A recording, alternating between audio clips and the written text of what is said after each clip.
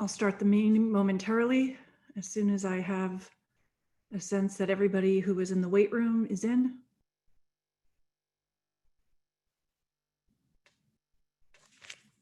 We'll start the meeting shortly, members of the public. Thank you for joining us today. We're just allowing everyone in the wait room into the meeting room. It should just take a moment and we'll start the meeting.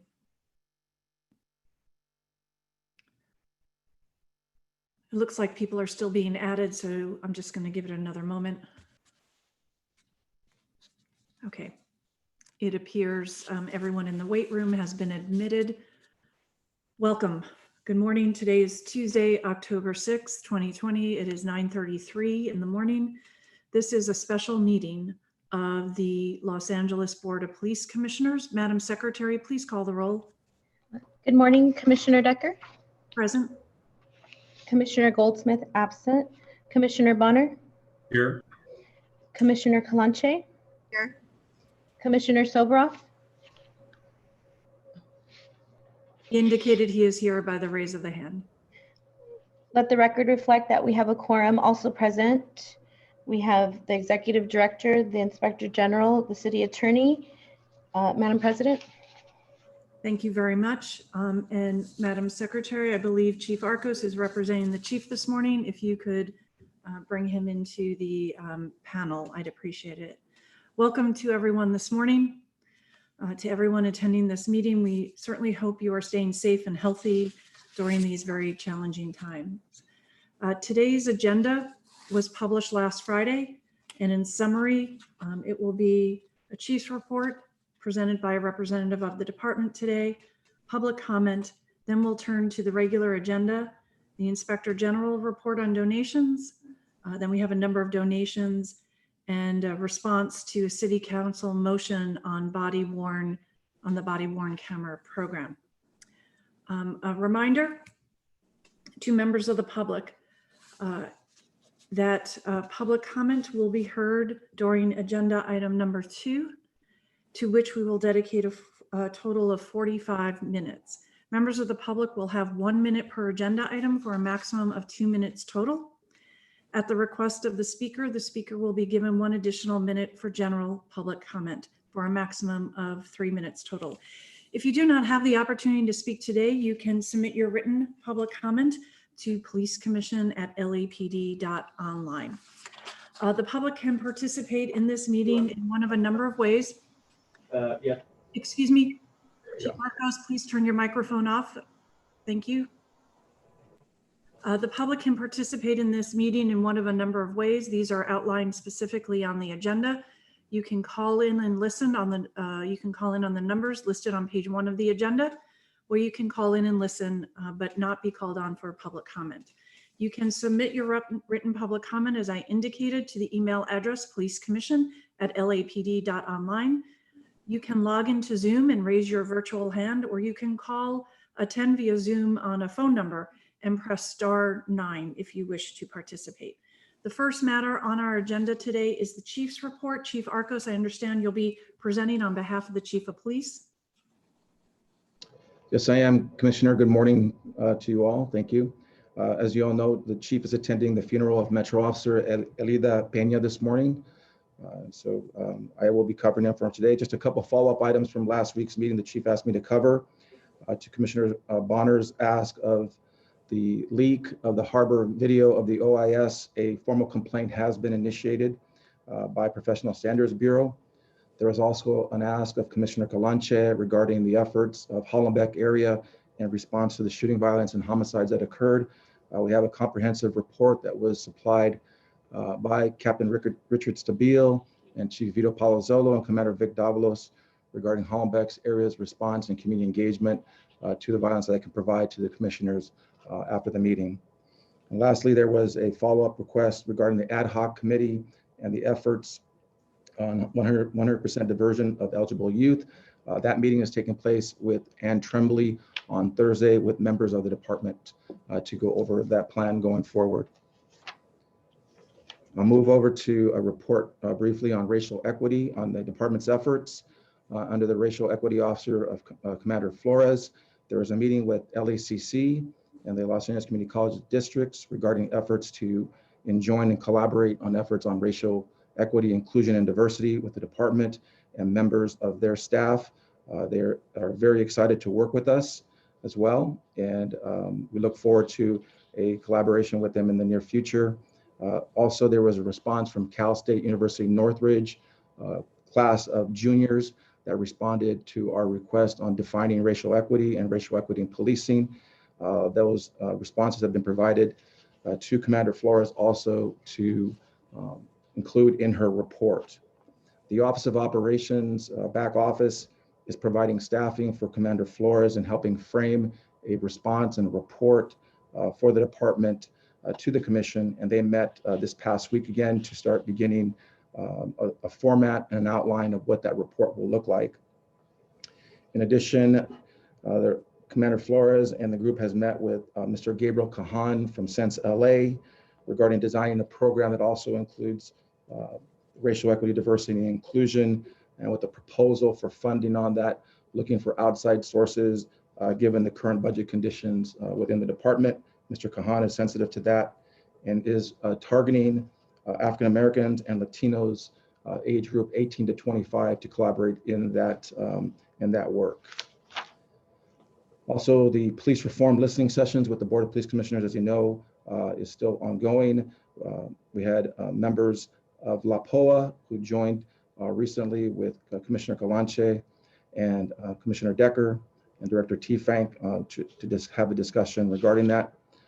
Also last week, the chief also met with representatives of the board from LALE, the largest employee association on the department, to also provide him with surveys from that membership regarding racial equity and diversity in the department. That concludes my remarks on racial equity. I'll move over to an update on our COVID results.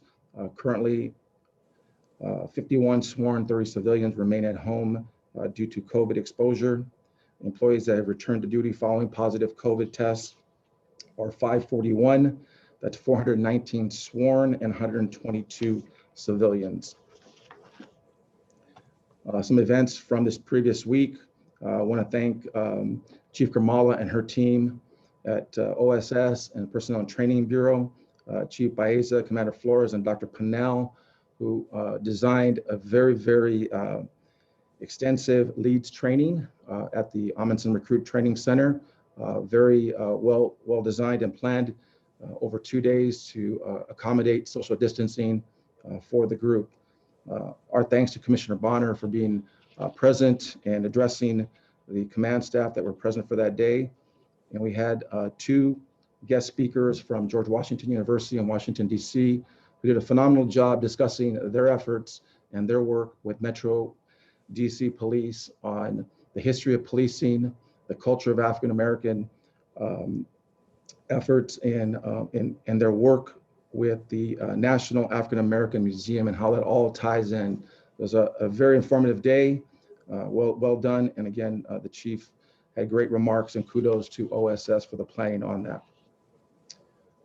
Also during this past week, the chief attended a press conference with Council Member Joe Boscaino and Council Member Marquise Harris Dawson in Southeast Los Angeles, with a number of members from the Watts Gang Task Force and a coalition of clergy to address the uptick in violent crime in South Los Angeles. For that week, we had 50 victims shot and 13 homicides. That was throughout the city. The majority of those numbers included 31 incidents that were gang related. It was a press conference. It was very well covered, and a lot of media coverage on the department's response subsequent to that press conference, and our work with Ms. Tremblay and Deputy Mayor Gorell on expanding the coverage of gang reduction, youth development work in South LA and in Central Bureau. So there's more to follow on that. I can take some questions on our response to that.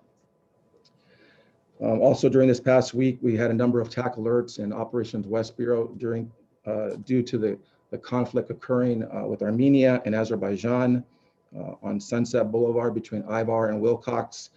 We had upwards to 2,000 protesters in the streets in front of the CNN building. Really good work by Captain Lurie and Chief Eisenberg and Commander Palka to work very closely with that group. There was no arrests over that period. For the most part, they were very, very cooperative, except they just refused to leave without having some sort of confirmation of media coverage regarding the conflict in Azerbaijan and Armenia. Last night, about 9 p.m., we had a protest that came from Sarah Park into downtown Los Angeles, where they tried to breach the barricades around headquarters. They were subsequently dispersed from the location, and then they began to walk through the city streets on Spring Street and Broadway, where we had a number of incidents of vandalism, spray painting, and then also a number of shattered windows and businesses along that corridor. Commander Davalos and Captain Harrelson responded to the incident. As a citywide attack alert was declared again to restore order in the location. Still working on the damage assessment from overnight. There was one arrest that I'm aware of, and continue to monitor these protests that continue to happen, both planned and spontaneously through the city. One incident of significance, a horrific attack on a transgender woman in Mack Park on Sunday night, brutally stabbed. She's recovering in a local hospital currently. Rampart detectives are working very feverishly on that case. Significant leads on suspects involved in this, and we're hoping to have some announcements here shortly. As always, we're working very closely with Chief Grimala, the department's LGBTQ coordinator, in giving information to the number of working groups throughout the city who are very concerned and angered by this brutal attack on Sunday night. An update on our current crime numbers. We are plus 41 homicides in the city from last year, plus 132 more shooting victims this year than last year. Our total violent crime, however, is down 4.2%. Total property crime is down 10%. And our overall part one crime is down 8.7%. Our personnel staffing for the department is at 9,852 sworn, 3,017 civilians, 26 municipal police officers, 387 reserves, 45 chaplain counselors, and approximately 1,700 cadets. That concludes my opening remarks for the chief's report, commissioners. Thank you, Chief Arcos. Appreciate you filling in for the chief this week, and our condolences over the passing of the Metro officer.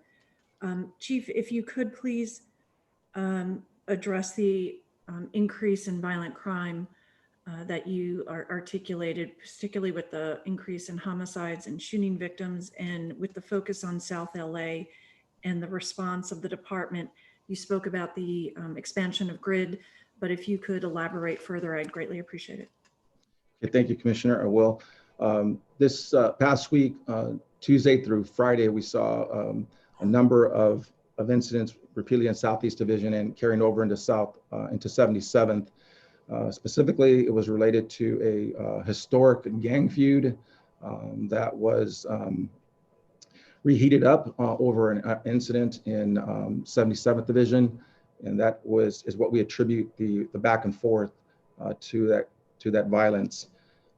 Our initial response to that, of course, was to work with GRID and the local clergy, again, to try and calm the waters while the investigation continued to find the direct suspects involved in this, so the rumors don't swirl throughout the community.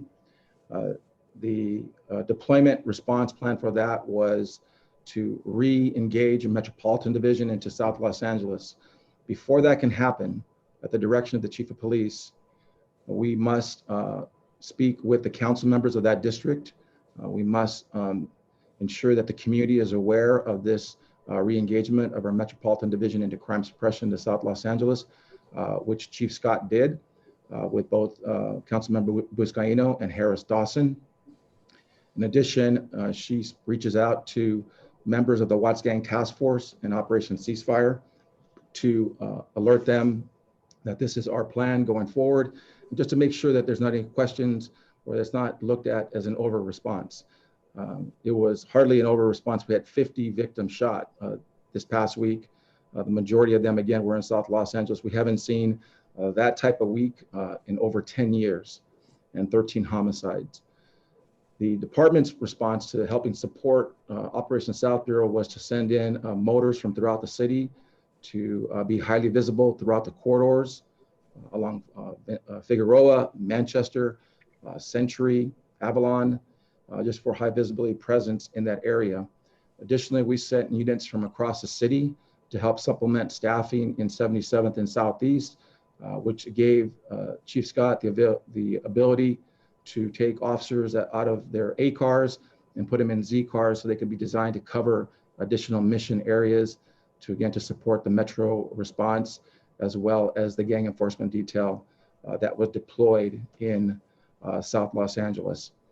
In addition, we held a meeting with Deputy Mayor Gurrell and Ms. Tremblay on expanding the ability of the CIWs from GRID to work in these areas, and also onboard additional ambassadors. And that work is continuing. We have a commitment from Ms. Tremblay and the mayor's office to help support that effort, and more to follow on that from Ms. Tremblay. I was in a conversation with her yesterday that she has a plan going forward, and we should see those numbers increase here shortly.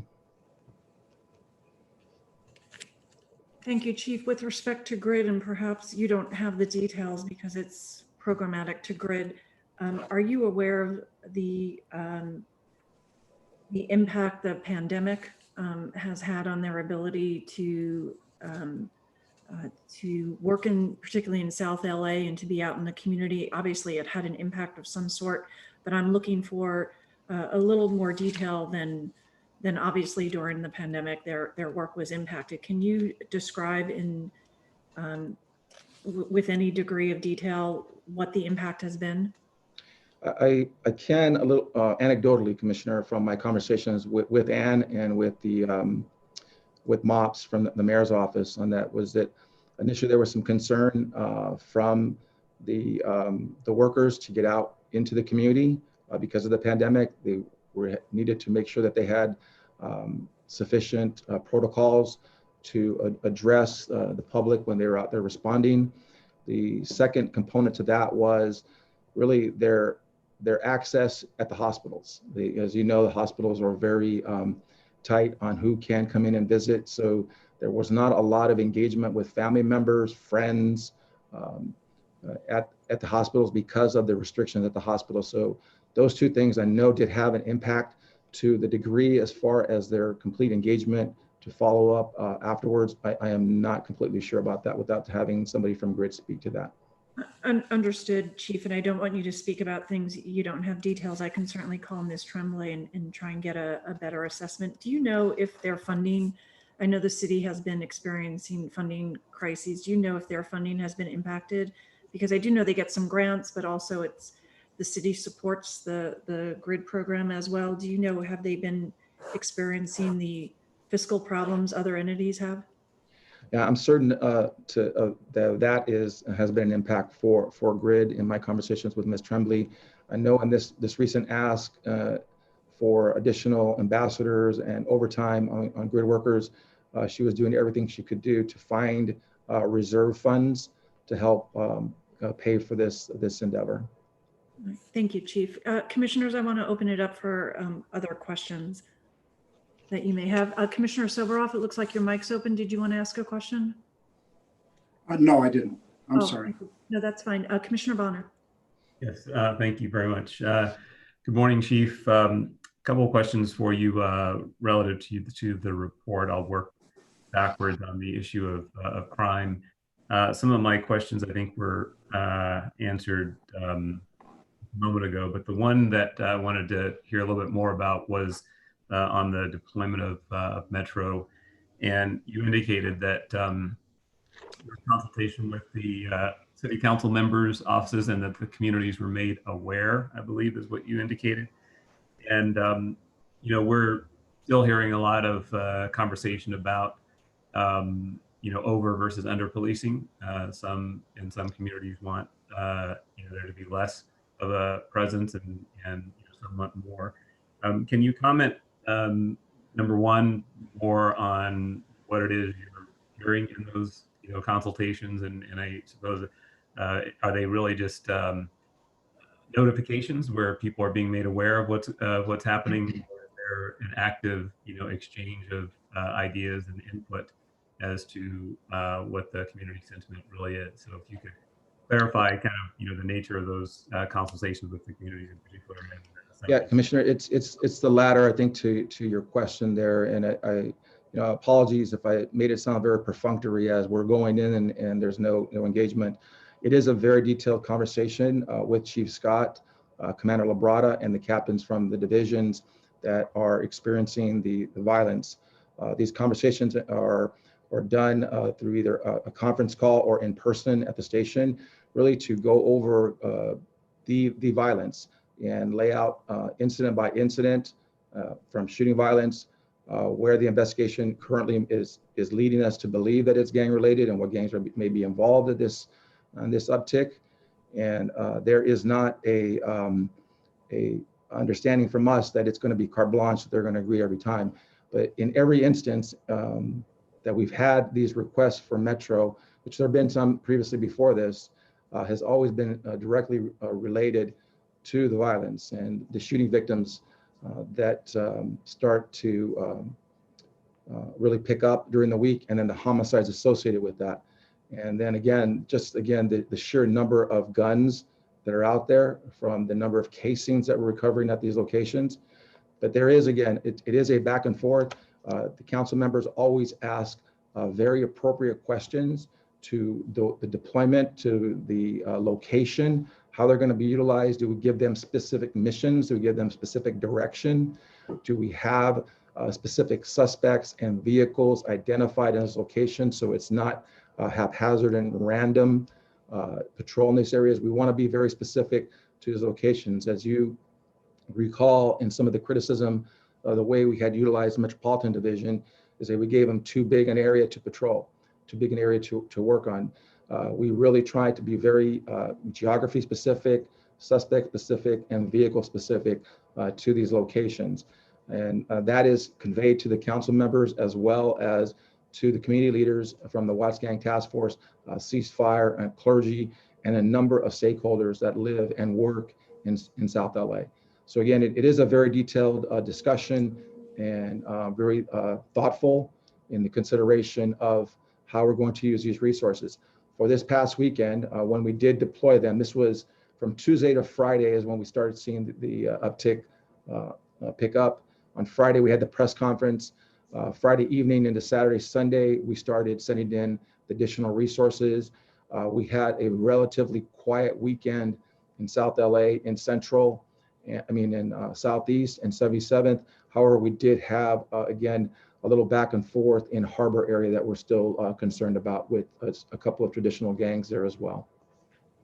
So two things just so that I'm clear. One, characterize, generally speaking, the nature of the community's, reception or receptivity to the approach you just described. Is it our voice of concern, satisfaction with the detail that was given, something else? But if you'd characterize that, and then also in terms of what follow-up is made with the community, either during the course of or following, that deployment.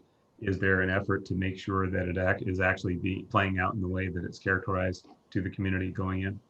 Yeah, thanks for that question, Commissioner. Yes, a couple things there. The feedback loop to the chief of staff or senior district director of both those offices receive information on the response and the deployment efforts, whether or not it's having an effect, an impact on the crime.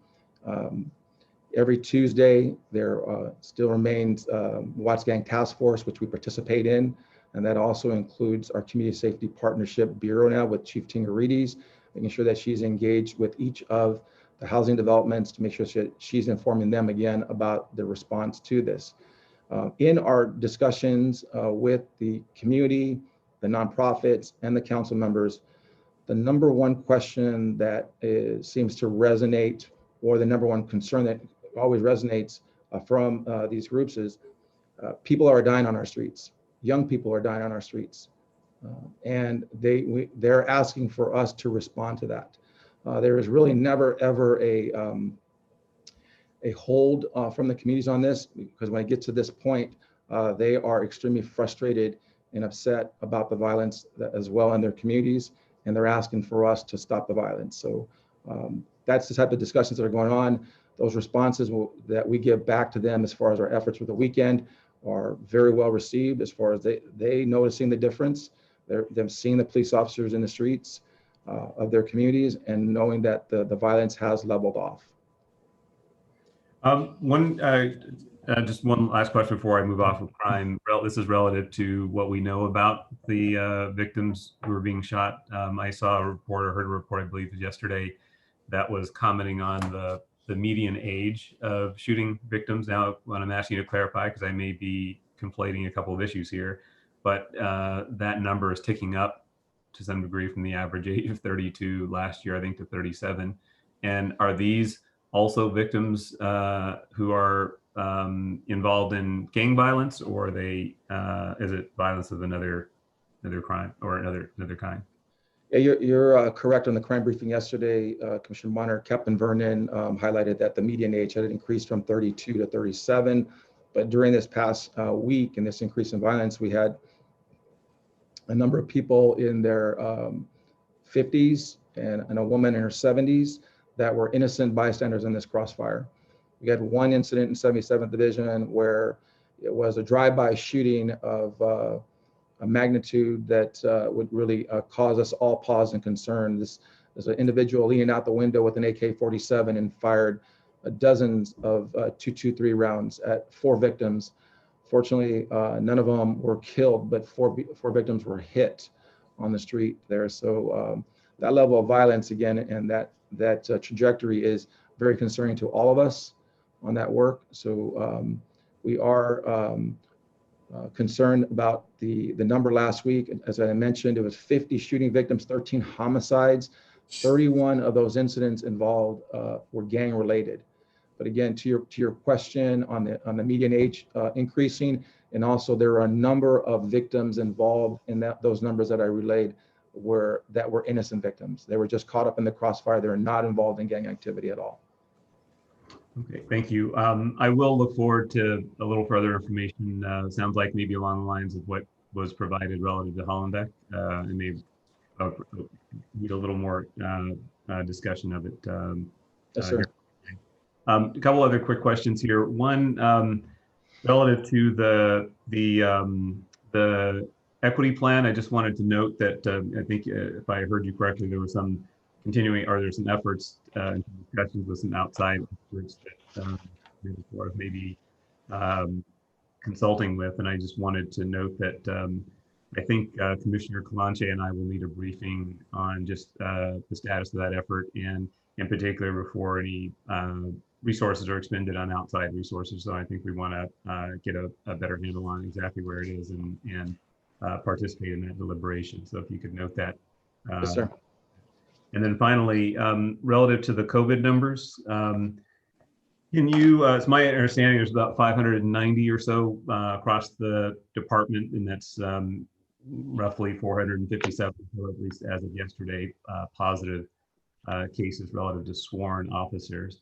Can you comment on what kind of protocols really are in place by way of contact tracing or otherwise, that, what happens when an officer does test positive? I'm assuming the partners or people that have worked in close proximity are notified, but give us, if you can give us a little better sense as to really what protocols can, so that people are protected both inside the department, but also anyone they may have had recent contact with in the public.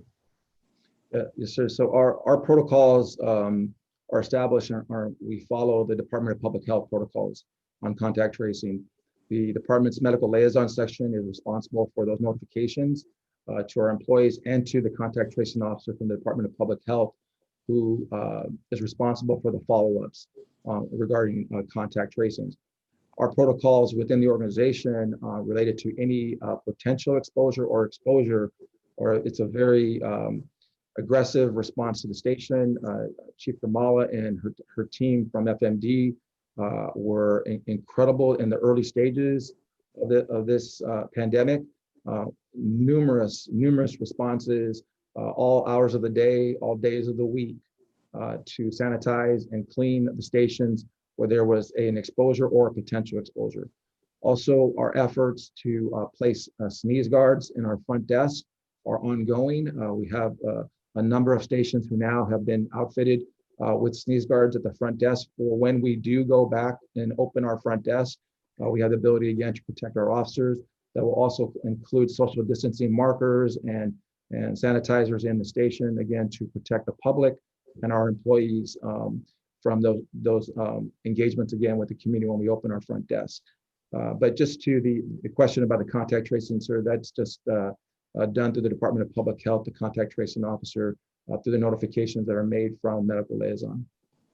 Well, I would just finally, I would like some further information about what that history has been relative to the 497 or the 457 or what have you, and then just would note for the chair that based on that information, it may be appropriate to have a summary report now that we're several months into the effort to just have the department comment on just the numbers, but the outcomes and how people are doing, but what other activities have been or safeguards have been put in place.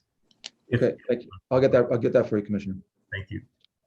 Thank you. And Chief Arcos, if I could ask your office to coordinate with all of the commissioners a more detailed briefing on crime and the increasing violent crime, particularly the shootings and the homicides. I think all commissioners will be very interested in just hearing more details regarding that. Commissioner Kalanche, I saw you had your microphone open earlier. If you'd like to go next.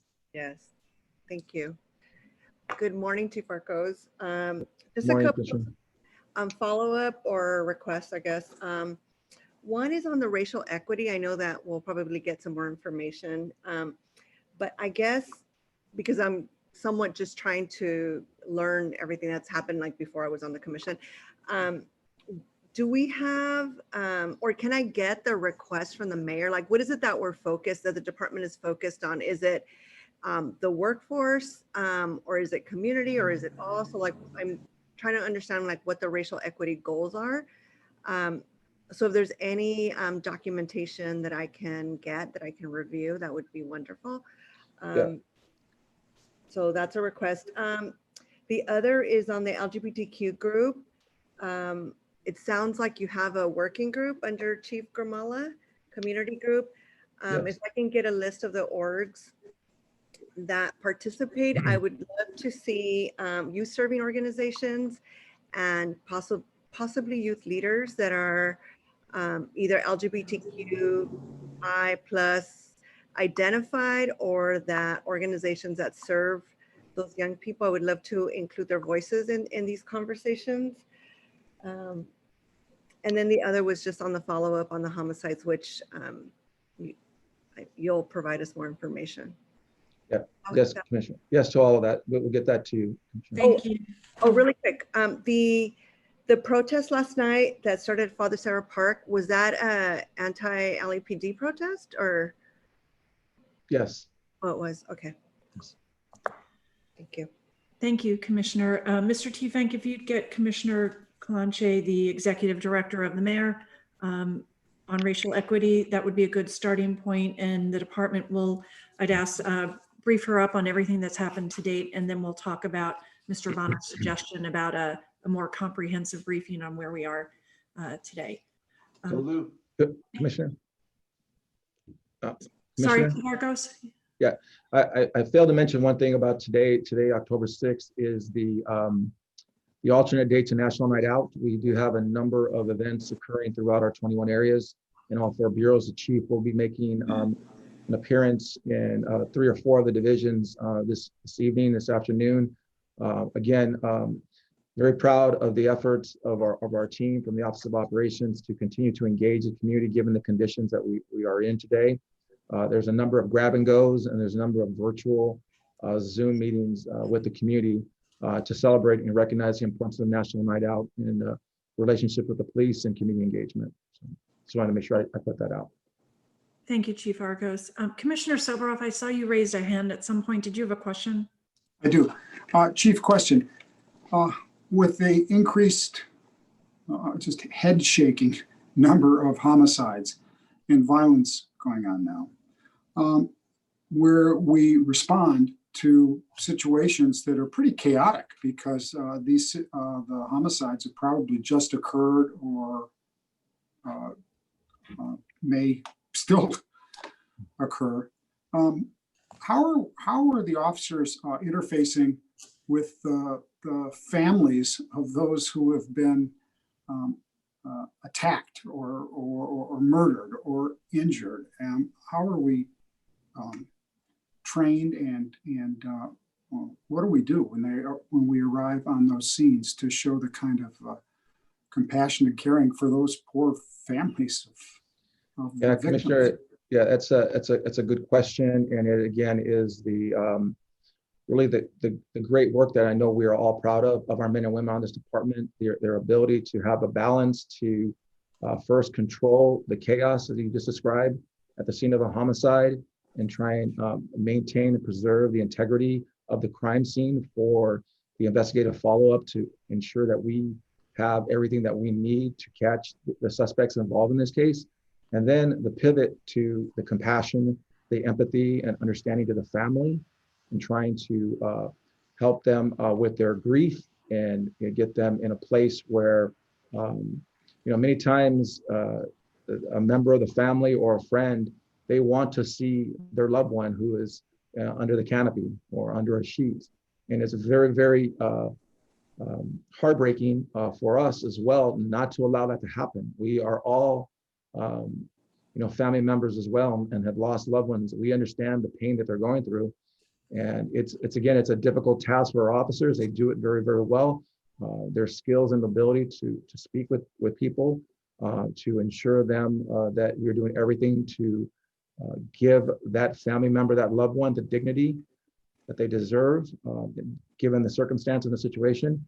And then we also lean on the Mayor's Crisis Response Team. The Mayor's Crisis Response Team have been an amazing asset and resource to the department to come and sit with the family members and to answer questions of what's next for them that they may have at the time. But I can't explain any other way than heartbreaking and devastating for our employees to go through that, especially when it's anyone, of course, but when you see a youth that's been shot and killed on our streets, it has a devastating effect.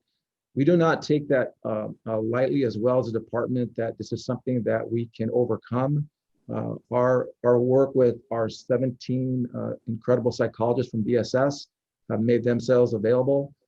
Our captains and our supervisors in the field recognize first responders are impacted. And there's a number of things that we do as well to check on their welfare.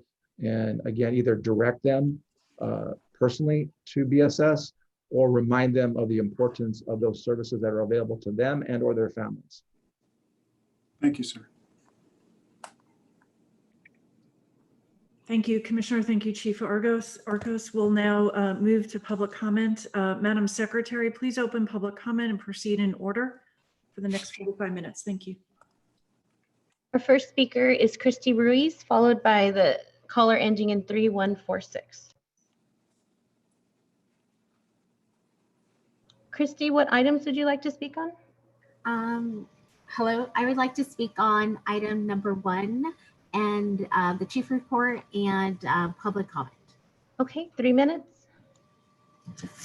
Okay, 2019 use of force occurred in 0.14% of the 1,692,000 documented public contacts. Arrests occurred in just 5% of those contacts. Homicides are up 15% over last year, largest homicide increase in all the years that we've seen. Aggravated assaults are up. Shootings are increasing by 14%. Assaults on law enforcement officers have increased 156%. This is a documentation of devaluing life. If they can devalue the life of a police officer, what do you think they're going to do to a regular citizen just walking down the street? And now on to polls. 58% of Americans polled are against defunding police departments.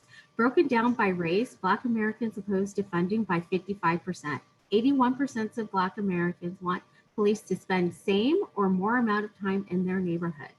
83% of Hispanics want the police to spend the same, more amount of time in their areas. And now looking to Minneapolis. The Minneapolis City Council is backtracking their efforts to defund the police. The mayor has now outright rejected that idea. We can learn from the city of Minneapolis. They had a headstrong effort to defund their police department, and when the crime rose and the citizens got concerned and were panicking, they saw the writing on the wall. They went into action and backpedaled because they knew they were making a big mistake. Defunding in other cities such as Seattle, New York, and Dallas have seen an increase of crime and aggravated assaults. Citizens do not feel safe as we do now in the city of Los Angeles. Support for the BLM organization has dwindled by all racial lines. People are realizing their agendas are politically motivated by erroneous opinions and opinions touted as facts. Learn from other cities' mistakes. Statistics do not lie, and they cannot be manipulated. We as Angelenos do not want our police department defunded. We want to thank our police officers. We want to thank our Chief Moore for all the hard work they have doing so far, but we need to back them up as a city.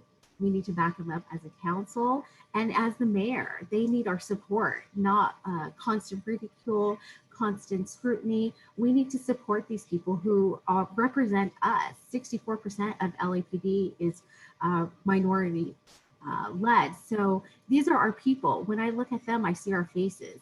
So we support you guys. We know you guys do a good job. And I want to thank you for keeping our city safe, especially for our families, our friends. Thank you. Okay, thank you. Our next speaker is caller ending in 3146, followed by Kimberly Isaacs. Caller 3146, what items would you like to speak on? Hello.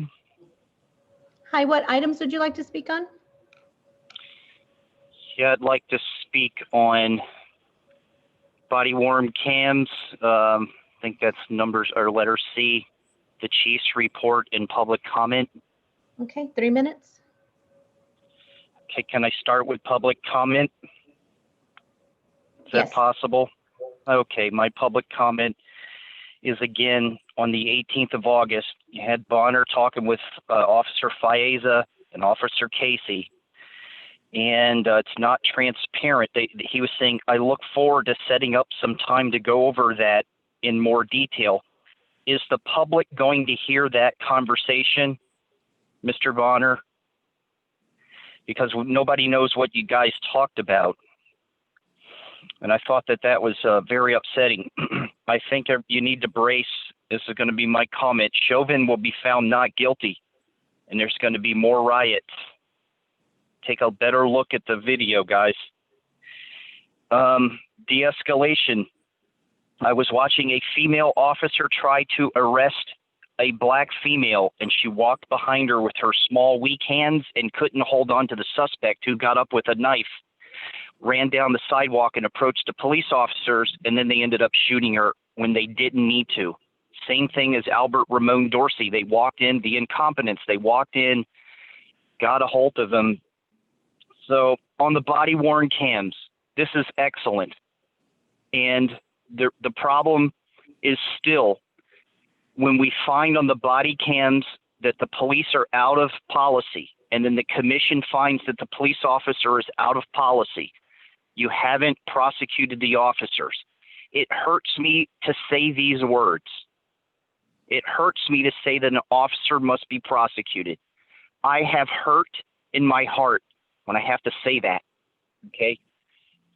It's a very big problem that the commission and the poor training results in over and over and over again. Now, I know the police department's tried. They've done, like the Arcos just said, 10 years. We haven't seen this kind of shooting up in LA in 10 years. That means something good has taken place with the LAPD. Okay. But if we have problems with people like the Bonner, the Soberoff, who never sober offs from his power trip, doesn't pay people, and the Wall Streeters, bankers, billion-dollar people that run this place don't pay anybody, well, you're going to have this going on. Okay, you're going to have real problems. And I'm happy with having Chief Arcos. Let's get rid of the $1 million chief jerk who is in bed with the mayor, the madam, the Goldsmith, and the Soberoff, all part of the Jewish Federation organization that runs this whole LAPD commission thing. See, it's not we the people. It's them. The Jewish Federation runs this. That's why the people are getting shot. That's why when we the people speak up, it's not about we the people. Okay, thank you. Our next speaker is Kimberly Isaacs, followed by Lenny. Kimberly, what items would you like to speak on?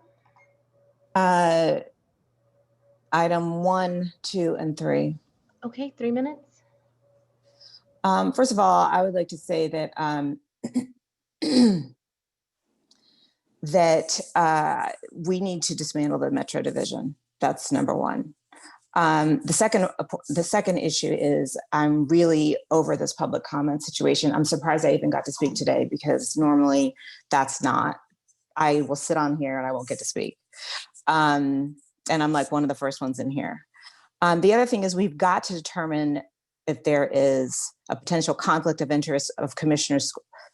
I can't even pronounce the name, Soberoff, Goldsmith, and Kalanch. For every dollar donated, received, funds should be given back to the city budget. So we need to know where that money is coming from and who it's coming from, where it's coming from and how much.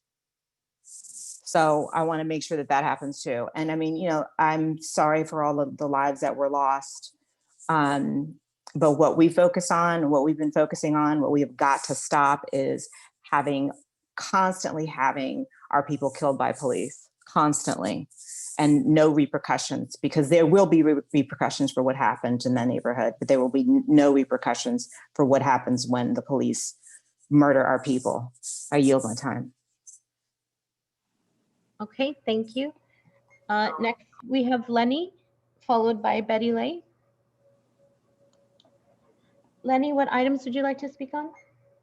1 minute general comment, Commissioner. Okay, go ahead. Thank you very much. I support funding and more training for law enforcement and to let the police do their jobs in light of all the social unrest and negative impact to the community. I was just talking to an off-duty LAPD officer the other day, and he strongly agreed that the district attorney must be a strong backup to law enforcement. I also support any technology that helps the police identify and apprehend criminals, and that includes facial recognition. But to help the LAPD, the DA must work with and encourage the police and discourage criminals by prosecuting anything they can, any way they can, much like the way Rudy Giuliani cleaned up New York City in the 80s. When criminals get away with unlawful activity and are just released back on the street, they are emboldened to do even more, as witnessed by the chief's report this morning. The Los Angeles Police Department and the community needs a district attorney that will follow the model set by Mr. Giuliani in New York City. Thank you. Okay, thank you. Our next speaker is Betty Lay, followed by Rachel Lopez. Betty Lay, what items would you like to speak on? Number 1 and number 2. Okay, 2 minutes. Thank you. First off, I'd like to provide my condolences to the family of the Metro officer. And secondly, I want to talk about transparency, because I know Commissioner Bonner has pushed this, which is very important. But now we're hearing that there could be at least 3 or 4 police commissioners that are not for defending LAPD, and that is so not acceptable. You're there to guide and support, and if you can't do that, you need to resign. We don't need this going on. And as I've said in the past, until transparency comes forth with City Council and the Mayor's office claiming that they make the final decision and the authority with LAPD and stop blaming Chief Moore, nothing is going to change. I just don't get it. Everybody needs to understand public safety is important. I try to attend the City Council Public Safety Committee, but every time I raise my hand, I'm disconnected. Ooh, how convenient for them. Thank you very much. Stay healthy and safe. I yield my time. Okay, thank you. Next, we have Rachel Lopez, followed by Tim. Rachel, what items would you like to speak on? Hi, good morning. The chief's report and general comment, please. Okay, 2 minutes. Thank you. Good morning. As a homeowner, business owner, and taxpayer, I am very worried about the current situation in the city of Los Angeles. I have followed these meetings for quite some time and have heard the vile anti-police comments being made, and I can no longer sit by and be silent. I am a minority in this city, and I support the LAPD and endorse Chief Moore. This society has turned completely upside down when an officer is no longer safe in the lobby of his own police station or on the way home from work. The chief's report shows that our streets are becoming more and more dangerous, and this was echoed by Commissioner Calanche last week with the recent homicides in her district. This is not what we want for our community, our families, and especially for our children. This city needs more officers on the street and a leadership that stands behind the men and women who protect us. While I appreciate the talk of reimagining public safety, what us citizens and taxpayers imagine as public safety is a place where our kids can once again play outside without fear. The gangs are not terrorizing, and riots and destructions are just a distant nightmare. Please hear our cry and provide the necessary resources and funds to the LAPD. We are begging you to provide us with safe communities, the communities that we pay for, we desire, and we deserve. Thank you. I yield my time. Okay, thank you. Next, we have Tim, followed by Hamid Khan. Tim, what items would you like to speak on? No. Tim, you're on. Can you hear me? Hi, yes. What items would you like to speak on? General comments and 3C, body worn cameras. Okay, 2 minutes. So I want to first start off with the body worn cameras. A lot of people think that they're bad for law enforcement, but they're actually teaching points that a lot of police officers go through. That could be an officer involved shooting, a rescue, or any kind of circumstances that can be beneficial to new recruits, cadets, and future law enforcement and current law enforcement. This is a teaching tool. This also shows transparency. A lot of people say we need transparency in LAPD. That is transparency. Complaints against officers go down when body worn cameras are on due to that there is transparency and there's proof. There's no he said, she said, which I hear a lot in this is officer involved shootings that go bad or whatever. When you see body worn cameras, you do see that person did pose a threat to society or to an officer. Also, I'm very disgusted by the South, what's going on in South LA due to the crimes. I don't know when people go out and riot in the streets and say that somebody got shot by the police unjust, when 10-year-olds are getting killed in our streets and no kid should be dying in our streets due to people saying, I want police out. Police help minority communities a lot. I've been impacted that as a minority community in LA as well. They've helped me so much, and I owe so much respect to LAPD, Chief Moore, and everybody in there. I need people to understand that BLM is not just an idea or a thought. They are a terrorist organization. They do and hurt our law enforcement and our community, and it's detrimental. I go and support LAPD so much, and I'm so infuriated by hearing this every Tuesday of people saying, I don't want LAPD in my community. That comes from privilege. When people say white privilege or anything like that, it's unacceptable. Time is up. Thank you. Next speaker, please. Our next speaker, Hamid Khan, followed by Zach Sherwin. Hi, can you hear me? Hi, yes. What items would you like to speak on? So on the chief's report, public comment, and the donation process, please. Okay, 3 minutes. So first of all, going back to the chief's comment that here we have Arcos who's speaking about everything that's been wrong out in the community and how violence is out there and how people are treating each other.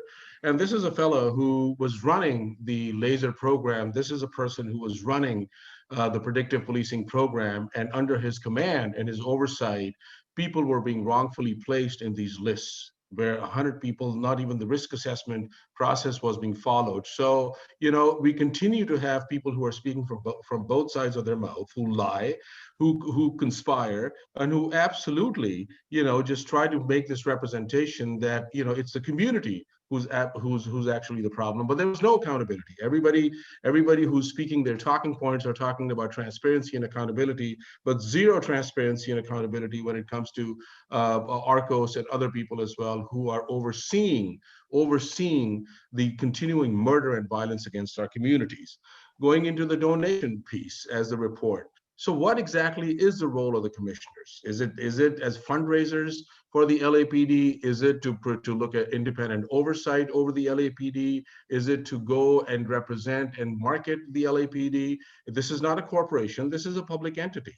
And the commissioners are there to represent the best interest of the people. So there's clearly a conflict of interest how we see that. Lou Calancha is now sitting on the commission. I mean, her agency got money out of the State Farm donation, which was seeding the Community Safety Partnership. So now when you talk about, when you are in such close quarters, when you are sharing money, when you're sharing bread with the LAPD, there's a clear conflict of interest. Whose interest are you going to be looking for? And then you complain about like homicides going up and crime going up. Well, because what investments are happening in the youth in your community? Your agency may be representing and working towards the youth. But what about the city's money? What about those dollars that are going only about policing our way out of these problems? And then lastly, I want to go back to the complete failure of Los Angeles Police Department about responding. We've had public records requests which have been outstanding for over a year now, Bonner. I mean, so how do we find out? They talk about facial recognition. That whole 30,000 uses of facial recognition over the last 10 years. We've had an extended public records, 194995 is outstanding since September of last year. Then we have several other like 24-2493, 20-5363. All of these things are there to shed a light and expose the LAPD. So we need to absolutely move towards banning these technologies. We need to ban the use of see something, say something, which has been weaponized by white communities for racial profiling and targeting Black and brown people. When you look at those things, these are not surveillance programs. These are. Okay, thank you. Next we have Zach Sherwin, followed by SP. I'd like to comment on Chief's report, item 3E, and public comment. Okay, 3 minutes. Okay, so every week there's just like a torrent of bad news about things the LAPD has done. And the chief and his lackeys just never say anything about it. Imagine living in a city where the LAPD acknowledged that on Friday there was a headline in the Times that said 3 more LAPD officers charged with falsifying information in gang labeling scandal. Chief Arcos, can you imagine the slightest possibility of you ever acknowledging that and saying, we know that article came out, here's what we have to say about it. Instead, it's just breezed right over. And commissioners, what are you doing? None of you ever say, do you want to speak to this? I mean, just imagine all of you living in a city with some sort of oversight board that was, and hypothetically, I'm going out on a limb here, the citizen's voice in police affairs. You guys are the worst. The leadership of the LAPD is just derelict. You guys need to disband Metro immediately because clearly this misconduct isn't going to stop. On to item 3E. On Monday, the New York Times ran an article about how NYPD officers could face disciplinary action if they don't wear masks. And I mean, I didn't literally laugh. I won't ask you to believe that, but I just shook my head because the extent to which I never see LAPD officers wearing masks is deep. And I just thought, yeah, I'm unsurprised that we're not seeing a corresponding thing from you guys. And now you're going to approve various COVID-19 pandemic related donations. I added it up. It's over $157,000 of donations that you're going to vote to accept today. And that's not even counting the $89.94 for a Zoom subscription. There are two separate donations, each for $15,000, both for, quote, masks, gloves, and oils. Oils? Oh, all right, on to public comment. First, I really want to encourage cop proxies like Christy Ruiz and Betty Lay to practice their scripts better before they get on these calls. It's just going to expedite the process. Commissioner Decker, you need to open up public comment so everyone has an opportunity to speak openly and freely. It's so bad that we can't comment in real time after we hear the item get presented on. To the concept of you can submit your written public comment online, last week, Mr. Tiefenk said, we received over 200 comments. I'll summarize them in groups. I'm quoting because I wrote it down at the time. Clearly, the demand to speak is enormous and you are stifling it. And why does Richard Tiefenk get to decide which comments belong in what groups? And also, nobody wants to have their comment read or dismissed by Richard Tiefenk. It's not a meaningful public comment process. It's deep, pungent bullshit. That color named Tim said it infuriates him when he hears people say, I don't want LAPD in the community. I don't want LAPD in the community. Thank you. Next speaker, SB, followed by Blue. SB, what items would you like to speak on? I'd like to speak on the chief's report and public comment. Okay, 2 minutes.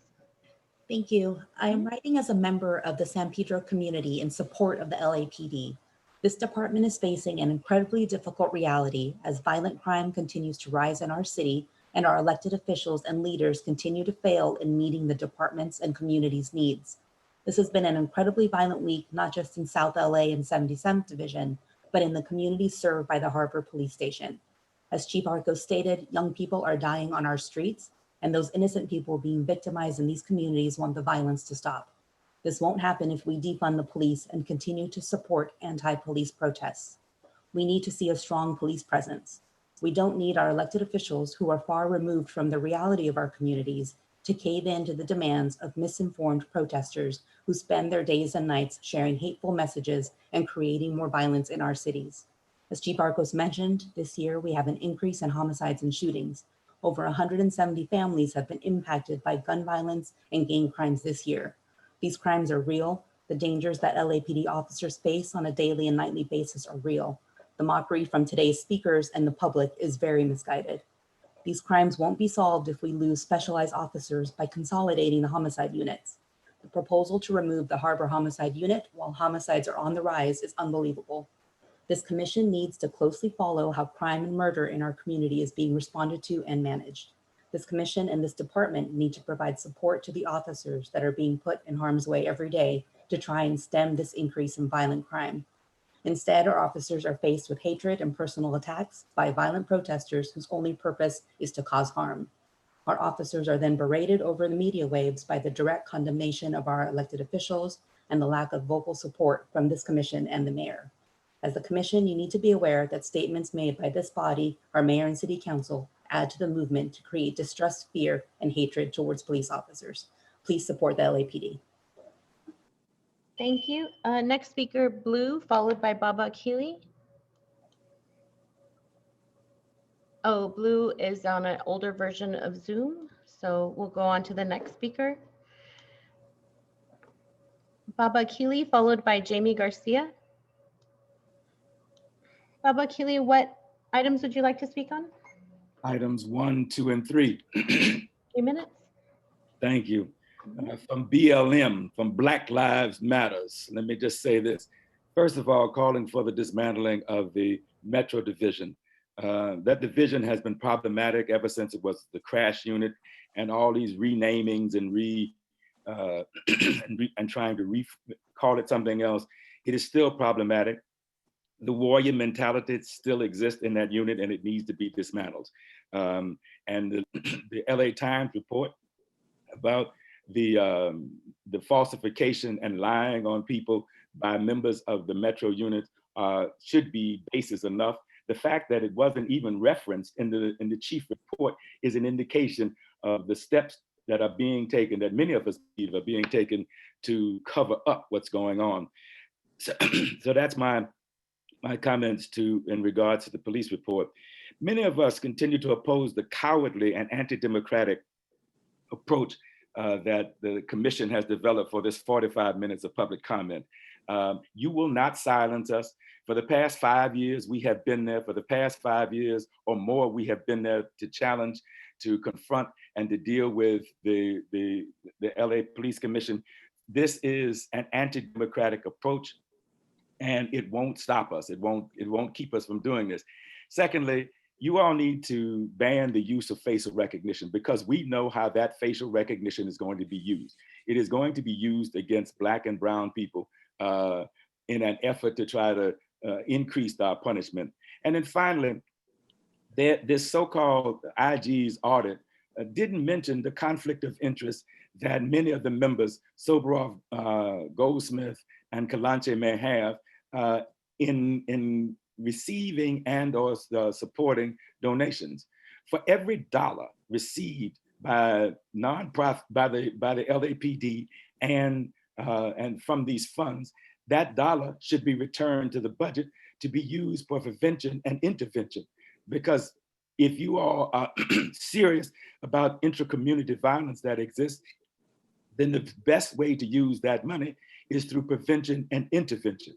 So that's why we have been calling for divest, invest. The increase in the police budget over the past few years has not resulted in more safety, it's only resulted in more suppression. That's why we have been calling for the people's budget, and BLMLA have been calling for the divest, invest. Divest from over-policing and invest in the people in our communities. Thank you. Okay, thank you. Next speaker is Jamie Garcia, followed by Adam Smith. Jamie, what items would you like to speak on? Hi, can you hear me? Hi, yes. Okay, I want to speak on 1, 2, and 3, let's see, 3C. Okay, 3 minutes. So I want to start by saying that, you know, we do hear the emotional cries of landowners and business owners, but it's an uninformed and a violent cry. Because when abolitionists come to the police commission and speak on policing, it has an analysis, it has a study, and it has a rigor. And that's the same analysis and study and rigor that dismantled Operation Laser and Predpol. It exposed how LAPD was incompetent in using Predpol, but not only put people arbitrarily in databases labeled as chronic offenders, just as they're doing now in gang databases. So there's rigor and there's study. There is not just these emotional cries for a falsified and a failed attempt at public safety. So with these reforms and these listening sessions that are going on, all we are seeing is just the recertification and the investment in violence, in putting people in cages to believe that when you place a person in a cage, that something is actually different going to happen, right? So we need to change the way we're thinking about things. So data-informed community-focused policing is a failure. Since 2009, you have been doing location-based policing with hotspots, with laser zones, a failure. Offender-based policing, chronic offenders, a failure, because your only success is rearrest. There is no decrease in violence, in intercommunal violence, in gang violence. This is something that the city of LA has been seeing, that we understand, and we are calling for something different and something new. So, you know, when we talk about this defunding is not happening. Body cameras, you got another 50 million from the general fund to support your body cam program. Body cams are only for liability. They have not proven or demonstrated that officers have used violence or have murdered our people. And we're also doing, and I do want to lift up what Bobby Achille was saying in regards to funding and budget, because we're doing a deep dive into your surveillance budget, and we're seeing how it's ballooning and increasing. And the reason, and what's so interesting about it is that you're even fighting us from seeing that. So there is no transparency. There is no desire for the public to have the rigor and the study and the analysis of LAPD and how effective you truly are. So all I want to say is that I support the city workers who are trying to keep their jobs, who are trying to provide for the citizens for everybody in Los Angeles. And the last thing I want to say is that Grishario Mack, Eric Rivera were left lying in the street, unable to have their family members see them. And there was no regard for life. So don't give us your fake sympathy about any kind of regard for life when you do not have any care for life. Your only purpose is to put people in cages. Okay, thank you. Next, we have Adam Smith, followed by Sarah B. Adam, what items would you like to speak on? All of them? Okay, 3 minutes. Great. Good morning, Becky. Good morning, Maria. Chief Arcos, I know there was a lot of info given on keeping the public safe with safeguards relating to COVID, and I would like to continue to call bullshit. While your LAPD officers 7 months into an international pandemic are wearing them a little bit more, there are still a ton of your cops out there putting us in danger. And for every officer that doesn't wear a mask, it puts not only other cops at risk, but it puts, for example, healthcare workers at risk. It puts those healthcare workers' families at risk. And all of that is totally preventable. I want to ask, is UCLA professor Jeff Brantingham still an advisor at GRID? He stated that, quote unquote, criminal choosing between stealing a Honda or a Lexus is the same as a hunter-gatherer choosing between hunting a wildebeest or a gazelle. Brantingham not only is the creator of PredPol, the discredited tool that the LAPD used for years that assigned criminality to Black people based on racialized data and data points rooted in anti-Black racism. You brought up the Community Safety Partnership Bureau, and since you're talking about GRID and the city and the LAPD's response to violence within the communities around LA, it's very much worth noting that Professor Brantingham, with his terrible history of anti-Blackness, was one of the main researchers on the Weingart Foundation funded "What Up, Steve?" UCLA report on community safety partnerships that validated the expansion of it and the creation of a whole new LAPD bureau. To speak to the donation thing, it's been 11 months since this was said to have begun, and in all that time, Mr. Mark Smith, no relation to myself, of course, makes no mention of the hundreds of thousands of foundation dollars like those from Weingart and Ballmer, for example. This assertion in their report that money coming through the LA Police Foundation mitigates the risk of conflict of interest is bullshit. Mr. T. Fank, I will be emailing both you and Mark Smith this morning asking for the database of donations mentioned in the report to be made public. And finally, Commissioner Calanche, you asked about whether or not, you asked Bobby, who I know you have, a lot of love for, about whether or not a protest was anti-LAPD, to which he had answered affirmatively. I would ask, as someone whose literal job description here says that your views are reflective of the community at large, to maybe think about how you are framing protests that everybody knows, if we're being honest with ourselves, are a reaction against state violence, something that the LAPD continues to lead the US in. I know you and your org work with youth in and around Ramona Gardens and Boyle Heights, but by dismissing protests as simply anti-LAPD, you are erasing the memory of youth like Jesse Romero, the 14-year-old murdered in. Okay, thank you. Next, we have Sarah B, followed by Ms. Stearns. Sarah B, what items would you like to speak on? Item 3A in public comment. Okay, 2 minutes. Okay. Yeah, item 3A. So the Inspector General did, of course, an audit of donations that were coming in for the LAPD. And it doesn't go nearly far enough, first of all, in examining where those donations are coming from. And secondly, it doesn't make any mention of the potential conflicts of interest that are on the board of police commissioners and the ties that Weingart Foundation has as well. So there's, of course, Steve Soboroff, Commissioner Goldsmith, Commissioner Kalash, and just all the different conflicts of interest there in funding of LAPD programs, as well as funding of the UCLA quote unquote research that has pretty much just validated your desires to expand police partnerships in the community that the community doesn't want. And that is very problematic. And as far as public comment, I mean, contrary to what some callers have said, the website itself for the police commission says that it's supposed to be the voice of the people. Your role is to hear the citizens' voices. We're a city of almost 4 million, and you give us 45 minutes to talk. And you also give us these police community forums, but we're only able to talk if you approve and select us. So if that isn't selective listening, then I'm not really sure what is. My last comment is just that I'm hearing and I'm also concerned by the increased rates of homicides. Like it's definitely bad and concerning, and I don't want that. I don't think anyone wants that. But I'm also seeing the LAPD's wheels kind of turning in their head about making a case that promotes their funding and promotes themselves. And we need to remember that out of all the call records LAPD themselves release, the number of actual violent calls they respond to is less than 10% of their call logs. So I'm not sure, we still do not need more support for LAPD. We need less support. Okay, thank you. The next speaker is Ms. Stearns, followed by Spencer Martin. And Madam Secretary, I believe those will be our last two speakers. Hello. Hi, you're on. What items would you like to speak on?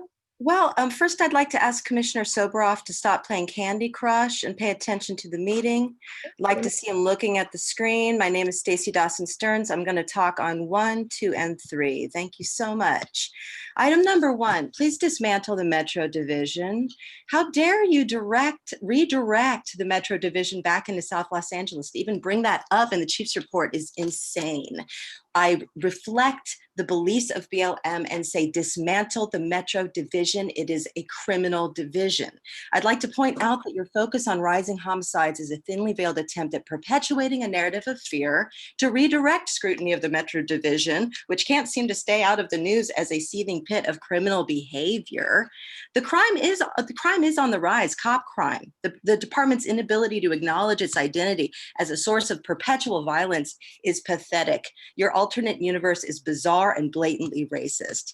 Decker's question about the impact of the pandemic on law enforcement engagement. How about the impact of the pandemic on human beings? Maybe the rise in crime is because people are desperate and unsupported in a city that has immense wealth that insists on pouring into the LAPD coffers shamelessly. The city's made a clear decision to fail us. City council prefers to furlough city workers than to skim from the LAPD. And this body does nothing but to support and uphold the narratives of fear that the LAPD relies on to deflect scrutiny from their own criminal behavior, including but not limited to the active presence of internal gangs, falsification of gang data, and lying to the public about their ongoing use of facial recognition technology. Okay. Oh, the LAPD is not following mask wearing protocol, but you've already been reminded about that. So you talk about the safety of your officers, but you're not talking about the safety of the people who are being closely impacted, people who are at risk because the LAPD officers refuse to wear masks as they are harassing them. Okay, so let's see, item 2. All right, so could you please open up public comment? Could you please publish public comment, written public comment? Could you please give us opportunity to speak further? You are not giving us enough time to speak. You are editing us, and you are clearly giving a lot of free passes to your brand new Back the Blue recruits. Good job, y'all, but we do see right through it. Okay, the LAPD has been lying about their use of facial recognition technology. Why is that not in the chief's report? Because the LAPD has used facial recognition software 30,000 times in the past decade. Okay, so about the, let's do this audit. Okay, Mark Smith, your audit, that's not an audit, that's a pass. You didn't even bring up the potential conflicts of Commissioners Soboroff, Goldsmith, and Kalanche. For every donation dollar received, funds should be given back to the city. And also, what the fuck on the South by Southwest Interactive Festival donation? So you sent a cop to South by Southwest in 2016. Great. Could we have some of that money too? What's going on? I stand in solidarity with Black Lives Matter LA. I reject, and I'm embarrassed about all these Karens who are calling in and saying that Black Lives Matter is a terrorist organization. Thank you. And our next speaker, Spencer Martin. And Madam Speaker, we can take a few more. I'm sorry, I miscalculated the time. We have about 5 more minutes. Okay, so after Spencer Martin, we have Heather C. Spencer, what items would you like to speak on? Hi, can you hear me okay? Hi, yes. All items, including general public comment. Okay, 3 minutes. Okay, great. Hi, this is actually Daniel Gus. I've had to use a pseudonym every time I call in because when I write a column about you guys for City Watch, you somehow skip calling me to speak. So for identification purposes only, introducing my comments today, I was runner-up at the Southern California Journalism Awards this summer for Best Online Political Commentary. And as you know, I sued the LAPD for its abusive interference and threats during my reporting, and you wound up paying me $10,836. You can see the check on my Twitter feed at The Gus Report. And I will stop mentioning this lawsuit victory against the LAPD the moment one of you simply says, I'm sorry for the way we treated you. As soon as you do that, I will stop mentioning the fact that I sued you and you paid me almost $11,000. We have throughout these items in the chief's report is the running theme of dishonesty with the LAPD. And I'm going to give you an example which kind of applies to all of these items today, and it'll run into my general public comments since I only have 2 minutes left. Recently, I wrote a column for City Watch LA called LAPD Was Hacked, or Is It Lying Again?, which included a screenshot of information related to the LASD ambush. Had the LAPD asked me to keep that information quiet for security purposes, I would have done so. But instead of dealing forthrightly with this dangerous, deadly situation, your agency repeatedly denied that the information that I showed from your computer screen was from Central Division. But if your communications system with your patrol cars was hacked, why haven't you launched an investigation about your computer system being hacked?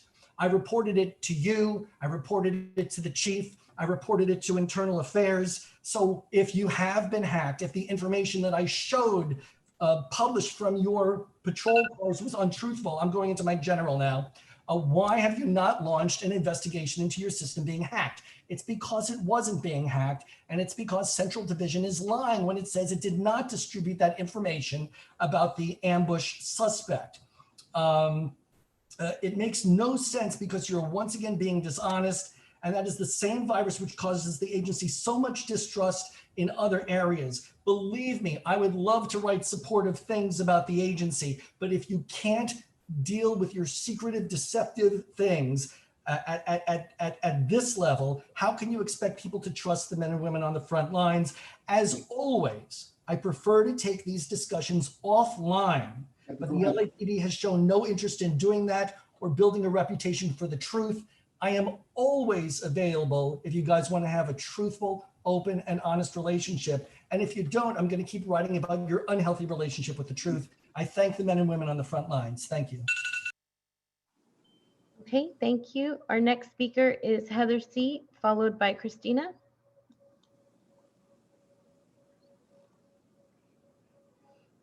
Heather C., you're on. Can you hear me? Thank you. Hi, yes. What items would you like to speak on? 1, 2, and 3, please. 3 minutes. Thank you. Can you hear me okay? Yes. Rough? Okay, good.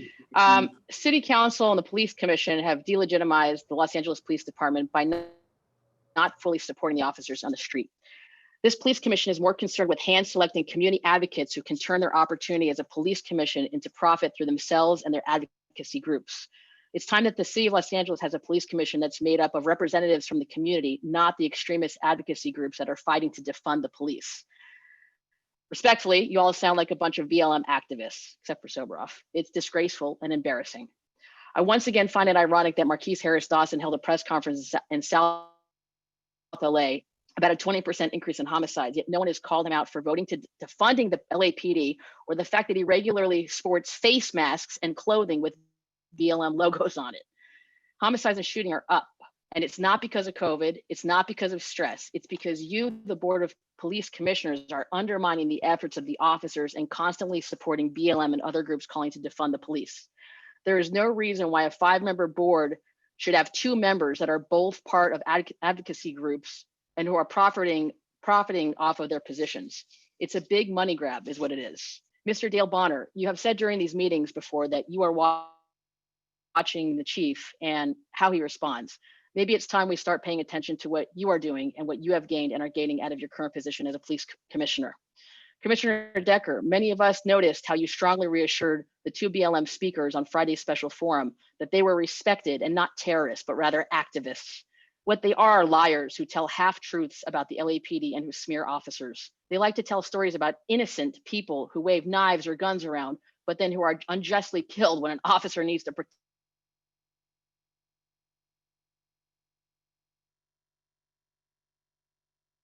We've lost Heather. Madam Secretary, Heather, are you still there? Protect him or herself. They paint the, I'm here, can you hear me? Yes. Hello? Yes. Now we can hear you. We lost you for a second. Might be the headset. Where did you last hear me? Give me a little more time here on my clock. Why don't you just pick up where you left off? I'm sorry to have interrupted you. Madam Secretary, No. Give her 1 minute. Thank you, sorry about that. The half-truths of the BLM. They pay the entire LAPD as though they are just like one officer in another department in another state that they think murdered an innocent person. They also leave out important statistics like the fact that Black residents represent 9% of the population of Los Angeles, yet as reported by Blacks have committed 44% of violent crime, including 34% of homicides, 32% of rapes, 52% of robberies, and 35% of aggravated assaults. Why aren't you or anyone else asking BLM why they don't care about those Black lives? Do you and BLM really think that with even more reform and defunding, that those numbers will improve? And whose hand will this blood ultimately be on? As for Metro needs to be in full force expanded. When they do stops, we all know they get guns, drugs, and dangerous criminals with outstanding warrants off the street. The only people who want to do away with Metro are the criminals or the criminal empathizers. Law-abiding good people want Metro and they want more police on our streets. Los Angeles Police Commission. Okay, thank you. Our next speaker is Christina. And this is our last speaker, Madam Secretary. Christina, what items would you like to speak on? Chief's report and general comment, please. Okay, 2 minutes. Okay. Good morning, everyone. I think it's crazy to hear commenters on this forum say that they want to disband Metro. The Chief Arcos said that they are called in now basically to save the city, to save South LA. So whoever's asking to disband Metro literally has no idea what they're talking about and how this would impact the minority communities that they allege to support. So I'm just here to ask for full support of Metro, to let them do their job without any hindrance. We have to stop playing these games where you pull them off one day, you put them on back another month when the political flavor of the month changes.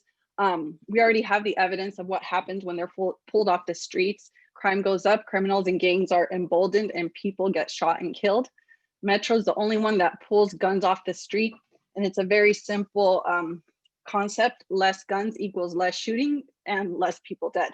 So please, let's stop caving into the LA Times and to these community groups who want to pull Metro off the street, because it's literally, you know, as Chief Arco said, people are dying on the streets, and police officers are the only ones that can cut the crime rates right now, but their hands are tied. So I just would like to reaffirm my support for Metro. And Commissioner Calanche, about the protest last night, it wasn't an anti-LAPD protest. It was actually for Jonathan Price, a Black man who was shot in Texas. Antifa showed up last night. They were wearing their Black gear. They had their Black umbrellas. So it would be good to catch up on what's going on, because this is happening every night on the streets. Thank you, and I yield my time.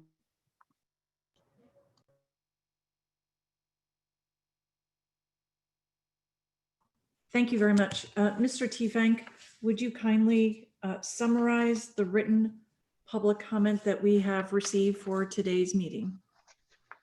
Yes, Madam President, we received approximately 156 comments, and I'll put them in groups. We received 3 with identical writing.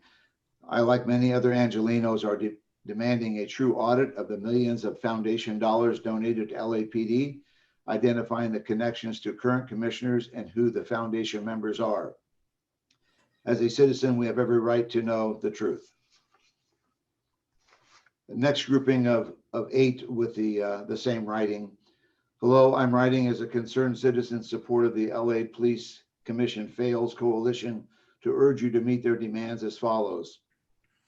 The Inspector General's audit of donations doesn't go nearly far enough, makes no mention of potential conflicts of interest on the Board of Police Commissioners, and the ties that the Weingart Foundation, where Steve Soboroff sits on the board, and whose CEO Fred Alley is on the board of the Mayor's Fund, has to Commissioners Shane Murphy Goldsmith and Lou Calanche, as well as to the direct funding of LAPD programs, including but not limited to the Community Safety Partnership and the UCLA research that validates its expansion.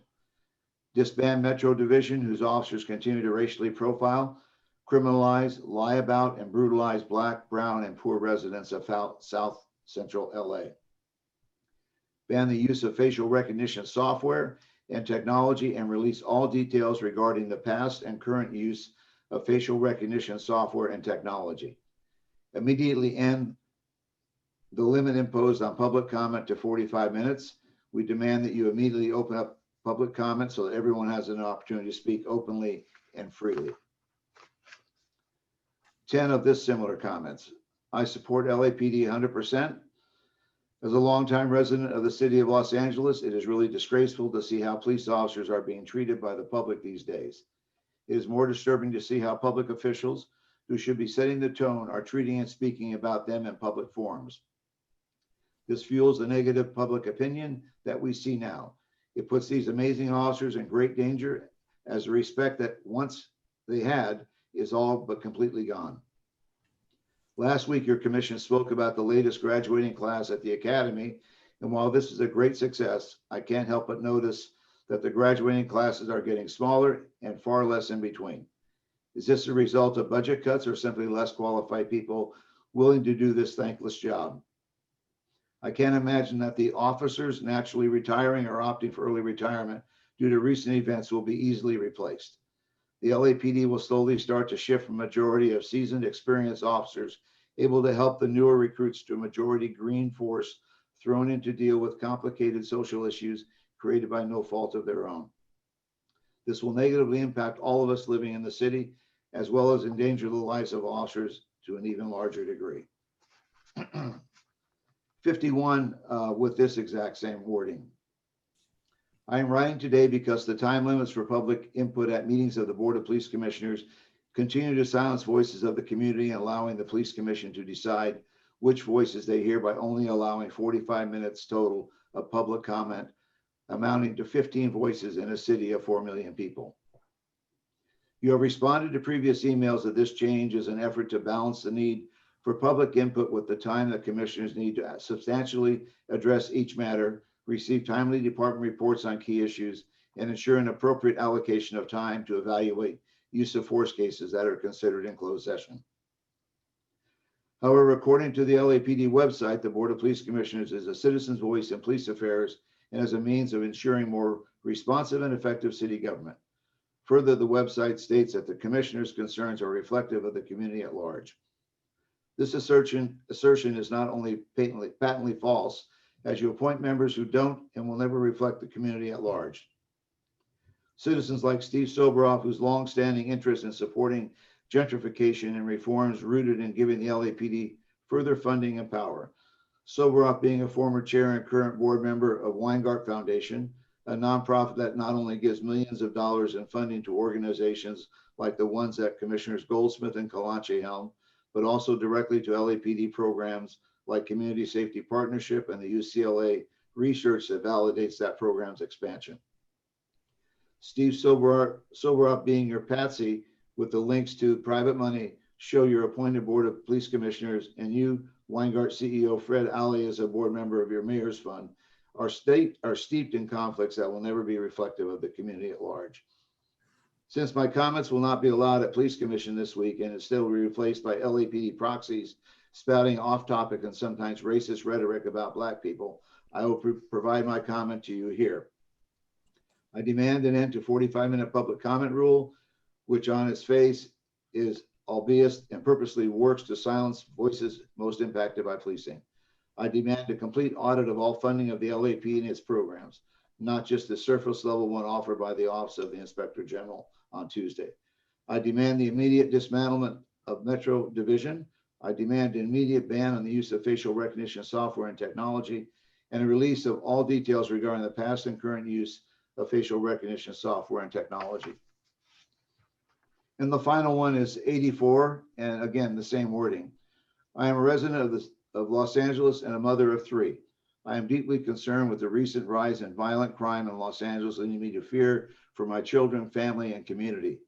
As I review the crime statistics week after week, the trends represented here are terrifying.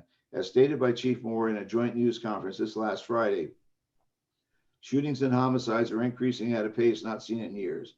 9 recent murders of children under the age of 10 is absolutely unacceptable. Today, we learn of yet another violent weekend in our city endangering innocent citizens and children.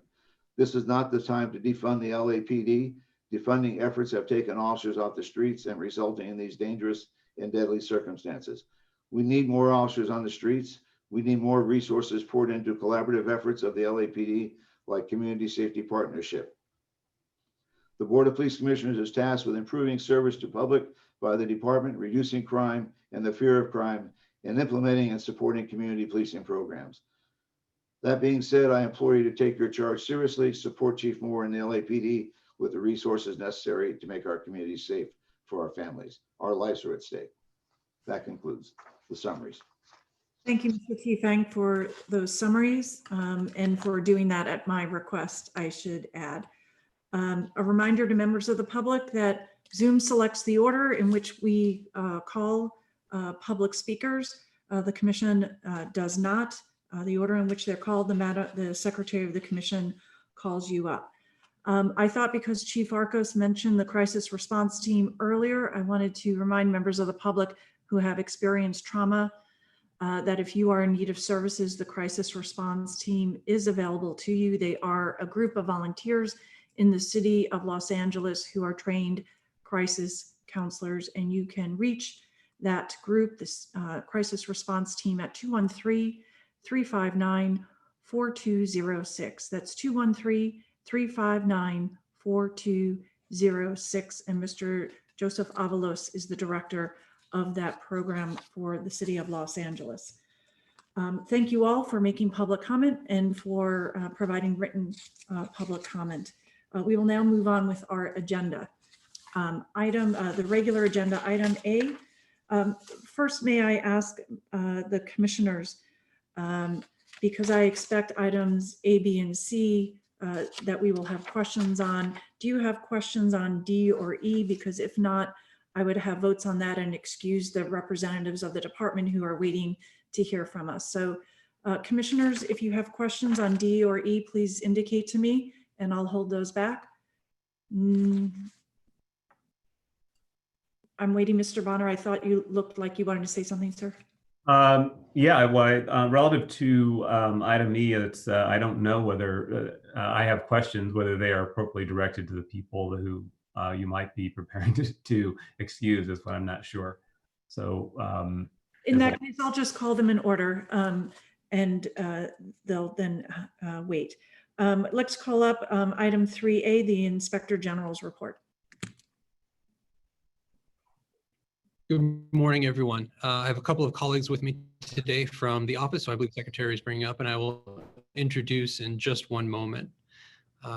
For our report, the Police Commission directed the Office of the Inspector General to take a look at the department's process for receiving outside donation.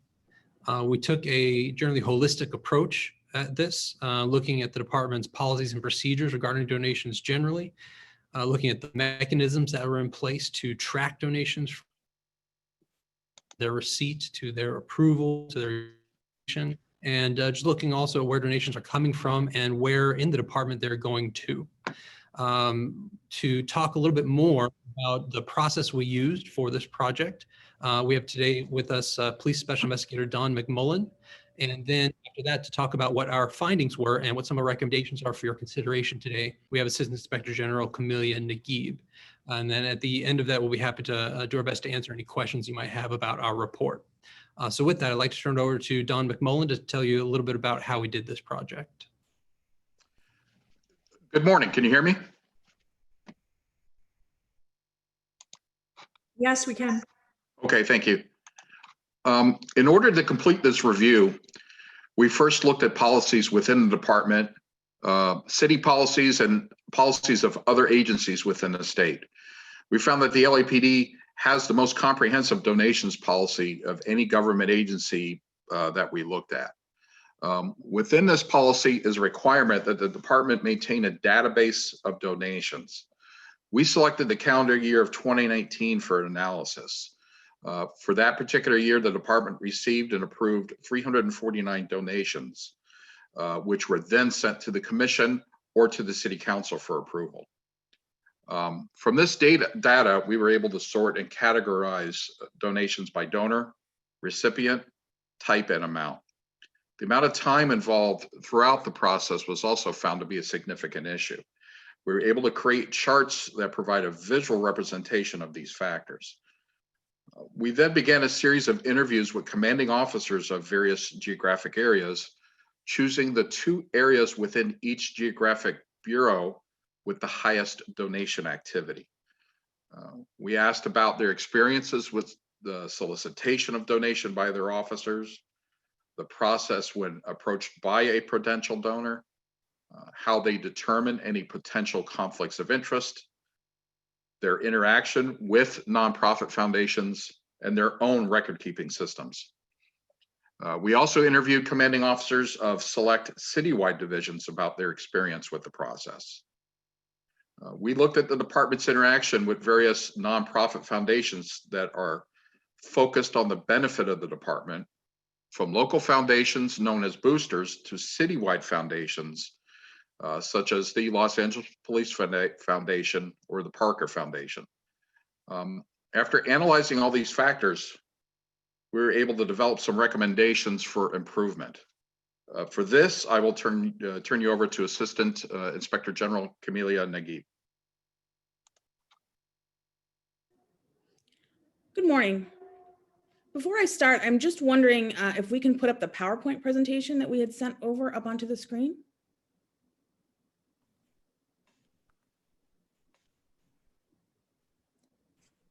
Thank you. And if we could go ahead and move to, I believe, the 3rd slide. Thank you. So as Don mentioned, one of the first steps we took for this project was to look at the department's records of all the donation requests that were initiated in 2019. If you could go back 1 slide, please. The database showed that there were 349 donation requests that were ultimately approved by the department and submitted to the commission for a total of nearly $9.4 million. I would note that this amount includes 1 donation of $5 million that represents more than half of that total, which is being used to modernize the department's information technology systems. In looking at what the donations were used for overall, we found that about 76% of the total amount was used for the purpose of improving or purchasing various types of technology or equipment for the benefit of the department. Another 7% was used for events, and the remaining 16% was used for other initiatives such as training, the cadet program, and the community safety partnership. Next slide, please. We also looked to see where the donations were going in terms of the city's geography. While some donations were given to the department's centralized operations, this slide represents the total value of donations to various geographic entities in the city, such as local areas or divisions. As you can see, this includes 2 large donations made to support the Community Safety Partnership Initiative at 2 geographic areas, 77th Street and Newton. When those 2 items are taken out, we see that donations varied significantly across different geographic areas and bureaus and ranged from a low of about $1,000 to a high of about $96,000 at a different area. Next slide, please. This next slide shows donations by the type of donor. As you can see, the vast majority of donations came through various department foundations. with about 77% of the total amount originating with department-wide foundations and 5% coming from local booster foundations. The remaining items came from other types of donors, including the federal government, as well as local organizations, businesses, or individuals. Next slide, please. The remainder of our review looked at various components of the donations process in order to identify what was working well, as well as any areas for improvement. Overall, we found that the department's donations process is well designed and includes a number of procedures designed to vet each item and ensure that each is properly approved prior to its use. We also identified, however, some areas where the process could be strengthened and improved. First, our review of documents found that there was significant variation in the format and content of information submitted to the Commission as part of the donation approval package. To ensure consistency and reduce redundancy, we recommend that the department streamline this process through the creation of standardized donation approval forms. And we also recommend that this system be automated to the extent possible to further streamline the process. Second, we found that while the centralized donation database tracks a great deal of useful information about the process, there is some inconsistency in how donation information is entered, making it difficult to conduct analysis of the data. We recommend that these entries be standardized to facilitate that analysis and that additional information about each donation be tracked in that database. We also recommend that the department develop a process for regular and ongoing statistical analysis and reporting of donation information to the Commission. With respect to approval timelines, we found that these were not clearly set forth and that it often took several months for a donation to be placed on the Commission's agenda. In some cases, this meant that a donation was not approved prior to the date of its intended use or that its use was otherwise unduly delayed. We recommend that the department set and maintain reasonable timelines for the approval of donations and that it consider the implementation of an expedited process for urgent approvals to be used only in limited circumstances. Next slide, please. Next, we looked at the information that's provided to the Commission for its review of each donation. We found that relevant policy already requires that each request package indicate whether the donation was solicited or unsolicited. However, we found that the way that this was documented did not always make clear how the donation actually made its way to the department. We recommend that requesters provide, for the Commission's benefit, additional information about how each donation was offered to or requested by the department. We also recommend that the department set guidelines about the circumstances under which LAPD employees may solicit donations from individuals, businesses, or other organizations. A major component of each donation request is the review and disclosure of any possible conflicts of interest for the Commission's review. To strengthen this process, we recommend that these review procedures be standardized and that they be expanded to include the following.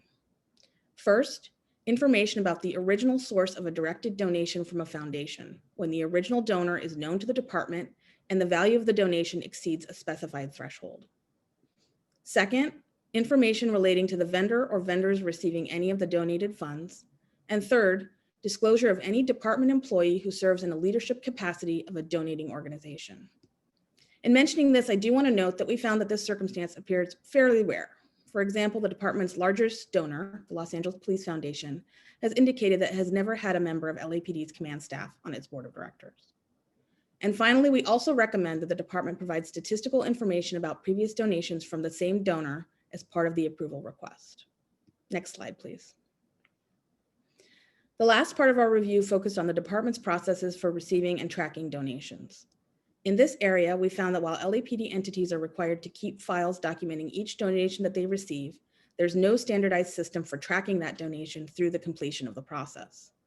We recommend that the department develop a standardized receipt form to be provided to donors, which would include the conflict of interest disclaimers that are required by LAPD policy. We also recommend that the department develop a robust tracking system to ensure that each donation is properly approved prior to its use, as well as information about when and to what extent each donation is actually placed into its use. Finally, the department should track those instances when an approved donation is not placed into full use and make sure that any unused funds are returned to the donor. And with that, I'd be happy to answer any questions you have about the report. Thank you.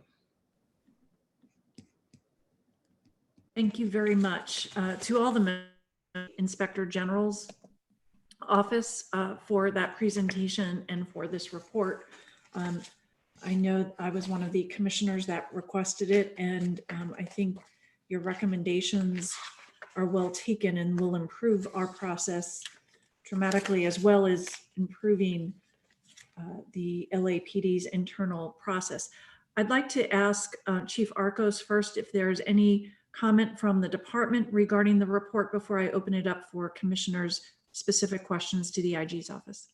Just a general comment to the Inspector General, Mark Smith, and Camila, and to Don for the work on the report and the comprehensive report, and their work with the department on meeting on the report and the recommendations. We have a number of department representatives that are on that were involved very closely with the IG in response to the report and recommendation. So we do have members available, Commissioner, if anyone has questions for any department representatives. Very well. Commissioners, let me open it up for questions. I have a few, but I'm very welcome to open it up to you all for questions, comments. Commissioner Soboroff, was that I'm not sure if that was, did you have a question? Yes, Okay. it was. Briefly, I want to thank everyone for sharing their opinion or thoughts, whether it's a whistleblower or a negative comment about the department or any officer, or a positive comment about or any officer, or every member of the Los Angeles Police Foundation, or anyone who donates to the Los Angeles Police Foundation. I believe they all have a voice. I also believe that people who donate to organizations that are against Los Angeles Police Department, that want total defunding or want total shutdown of our department. People can donate to who they donate. I don't apologize for. I want to thank everyone who participates, but I want to, in this case, the Police Foundation, I think, does a wonderful job for something that they believe in, and I want to thank and encourage every single member and every single donor. Thank you. Thank you, Commissioner Soboroff. We were able to hear you. At some point, we lost your camera feed. If you could just check your system. There we go. All right, you're back, sir. Thank you, and thank you for your comments. Commissioner Bonner, I thought I saw you also reaching for your mic. There we go. Yes, thank you. Thank you. Sure. I will just put a couple of questions out, and whether it's Don or Camelia or the Inspector General, anybody can respond to them. And one question, just broadly, this is on the discussion and the recommendation relative to conflicts of interest. Can you remind me if in the course of the review you came across any records or discussions that reflected conflict of interest screening or reviewing? In other words, I'm looking at not just what the paper says, but from an activity standpoint, the action standpoint. Did you come across some circumstances where there were reviews or some checks of conflicts of interest? I can answer that, and certainly we did. We met with several commanding officers, as Don mentioned, and in talking to them, we asked how they do that conflict of interest assessment. And we found that as required by policy, those commanding officers do a conflict of interest assessment, but that there wasn't always a uniform way of doing that, or it wasn't always clear exactly what steps they should take or what they should be looking at. So that's why we recommended that they standardize the process. But we did find that in most cases, people had answers as to how they would conduct their own conflict of interest review. Okay, thank you. And can you characterize generally relative to the 10 recommendations, are there any that the department has indicated that they're not inclined to implement, and with regard to those that you understand they will be implementing, what was the discussion, if any, about the practicalities around that in terms of what it'll take, time, resources, or otherwise? I can certainly let the department add more detail, but my understanding was that they are in agreement with recommendations and there weren't any significant disagreements. I think there are some aspects like creating a database and a streamlined system that will take some resources and time. But other than that, I wasn't aware of any objections to our recommendations. But if the department would like to jump in, please do. Is there someone here from the department who's still here for this item? Chief Arcos, can you respond? Are there any objections? Not that I'm aware of, Commissioner, at all. I believe Camila is correct on that working group that we had meeting with the IG. We have Police Administrator Anne-Marie Sauer-Hale or Ms. Rhodes, or on anything on technology, Chief McMahon is also available to answer any questions on that. I think what I'd ask is, in kind of comparing to the process, as I understand it, relative to the audits, where there's a more deliberative conversation about the department's reaction and responses to recommendations, and often a comment on the status of those efforts, and that then puts us in a position to stay on top of as well. And I'd ask for a similar comment, not to hold up or the zipping up or completion of this report, but if the department, Chief Arcos, if you could circle back with any or all of those you just mentioned, and bring forward some comment to the commission as to what the implementation of these really will entail. I'm thinking, so Commissioner Bonner, it's my intent to have the, I'm sorry to interrupt you, sir, but it's my intent when we've concluded to direct the department to work with the executive committee, which would be Commissioner Goldsmith and myself, by the end of the first quarter 2021, advise us on the status of implementation, and then report back to the full commission by June 2021. So halfway through next year. That would be my intent, but if you have a different idea, I'm certainly open to it, sir. No, I appreciate that. I think I'll just skip into at least an area of interest and concern, and that is, to a degree, you have this one risk that I understand we're not pursuing, which is to create a bunch of paper-based system and so on.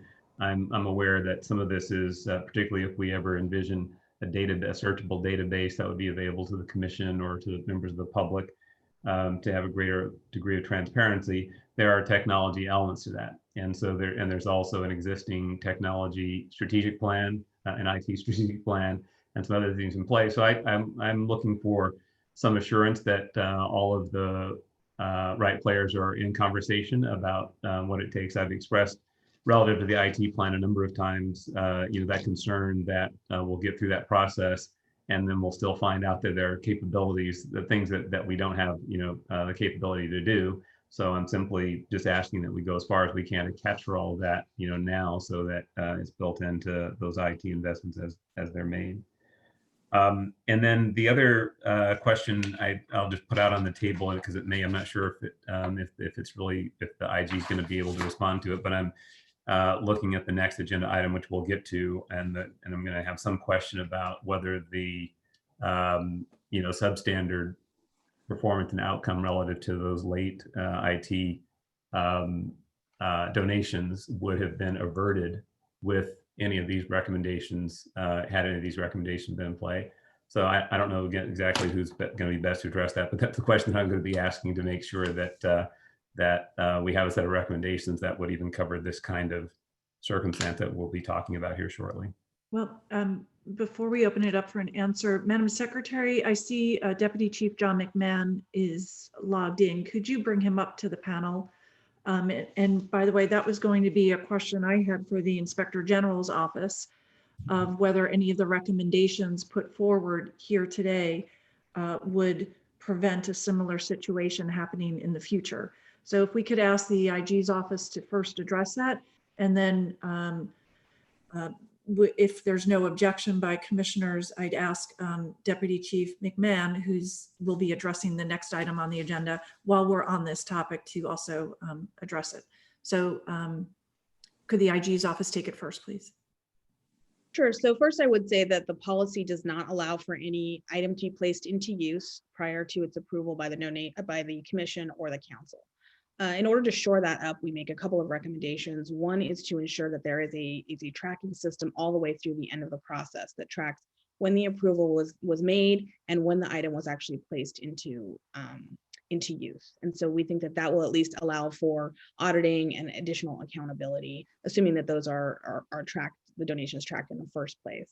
The second part of this is, I think, one concern that we heard a lot was that donations take a long time to be approved, and people felt that they were in between a rock and a hard place. And so we'd like to improve that timeline and to make sure that for those urgent requests that there is a process to make sure that those are approved prior to their use. So those are the two recommendations I think that will go to that and that will allow for additional accountability of that system. Thank you. Deputy Chief McMahon, you're on mute, sir. If you could open up your microphone and if you have any response to that as well, sir. Yeah, Commissioner, Deputy Chief John McMahon, ITB. I'll be guided by your advice because I want to address Commissioner Bonner's one question as it relates to this item, and I'm not quite sure how to transition my remarks into the next item, so I'll be guided by how you do that. But in a nutshell, to Commissioner Bonner's question, yes, we firmly believe the implementation of the IG's recommendations will address all of that. And the piece that I'll have in the next agenda item will get into detail on how I was able to identify that through some of the technology related donated items. But Commissioner Decker, I'll look to you to see how we transition from one to the other. I think, Chief, I'd prefer to leave it there so as not to confuse the two items. However, if any commissioner has a follow-up question, I'm not going to prohibit that. Commissioner Bonner, do you feel you've received an answer to your question, sir? Yeah, I think that let's pursue it on the next agenda item. So I've got my questions out relative to the IG's report. Thank you. Okay, very well. Focused on the IG's report, may I ask other commissioners if you have any questions of the Inspector General or Commissioner Kalanche?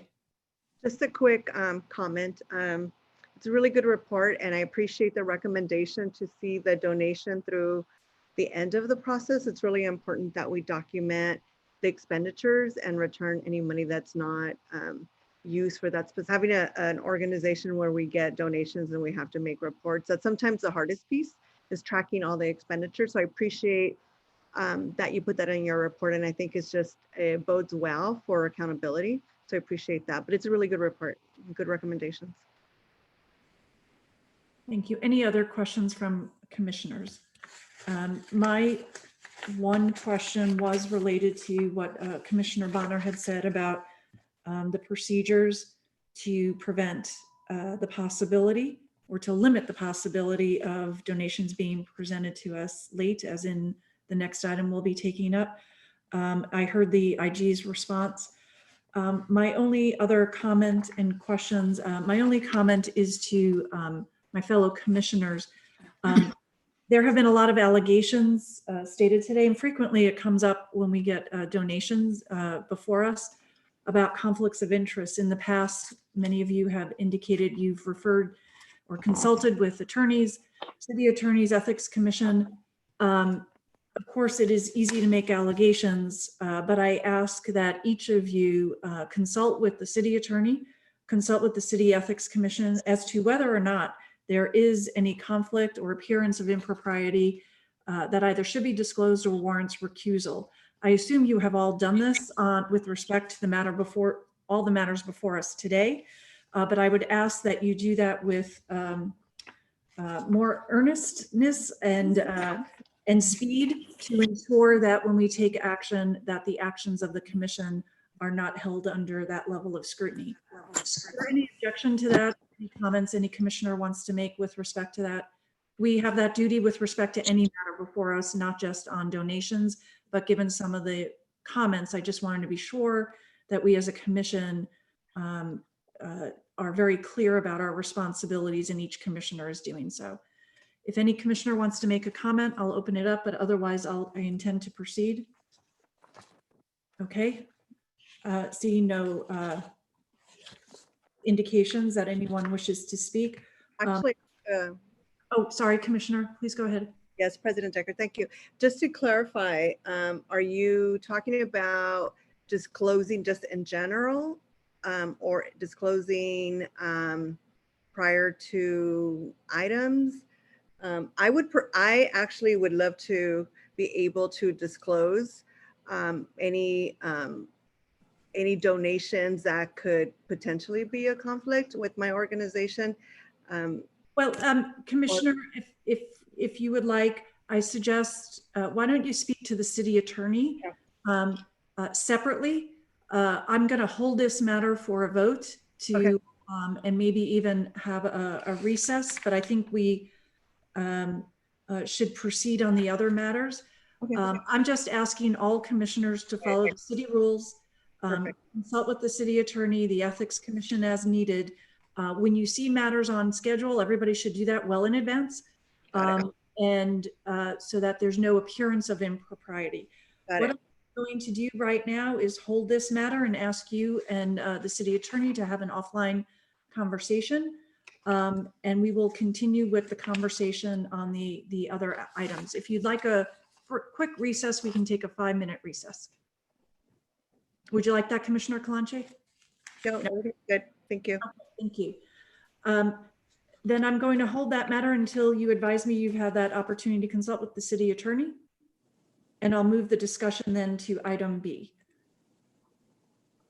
Item B, I'm going to call up and Chief McMahon, you are still on the panel. Thank you, sir, for being here. Why don't we open up the conversation on these items, of which an internal audit discovered and you brought to our attention. So thank you, sir, for doing the hard work that results in bringing a matter to us that has been delayed.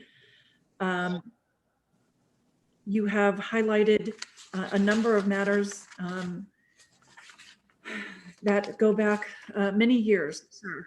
I wonder if you can explain, first of all, the process for your discovery of this, but also, sir, why it took so long to bring these matters to the commission's attention.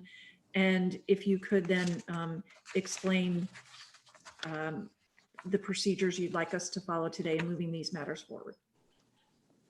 Yes, Commissioner. Let me start off by saying that it's important to also recognize that thanks to the generous donations by the Los Angeles Police Foundation and that from other benevolent donors, these funds often bridge the gap where in these desperate, especially in these desperate fiscal times where city funding leads off. I would like to compliment the Inspector General for the detailed report.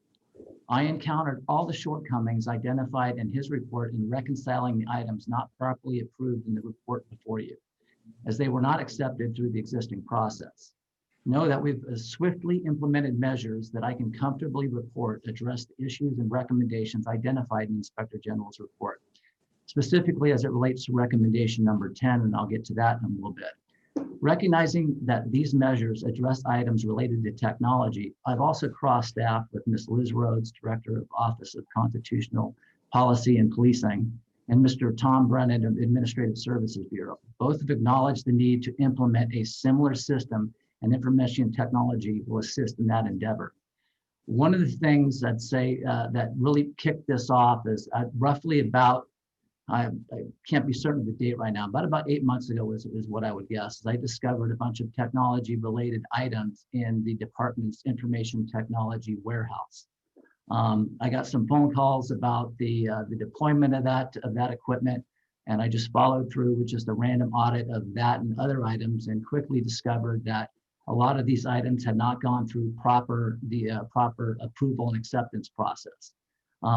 With that immediate discovery kicked off a wider audit that led me to go back and work with the Los Angeles Police Foundation and try to identify every possible technology related item that had not gone through proper process.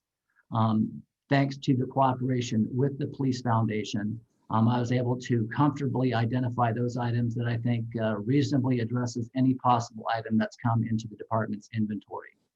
But specifically as it relates to chart number, item number 10 from the Inspector General's report, what I discovered, and I think the Inspector General agrees, where our system needed the most improvement is the tracking of those donations once they were provided to the department and put into the department's inventory to allow for future examination to see how those equipment items are being used, if they went to the proper source that initially requested them, and they're always available to be inspected and audited in the future.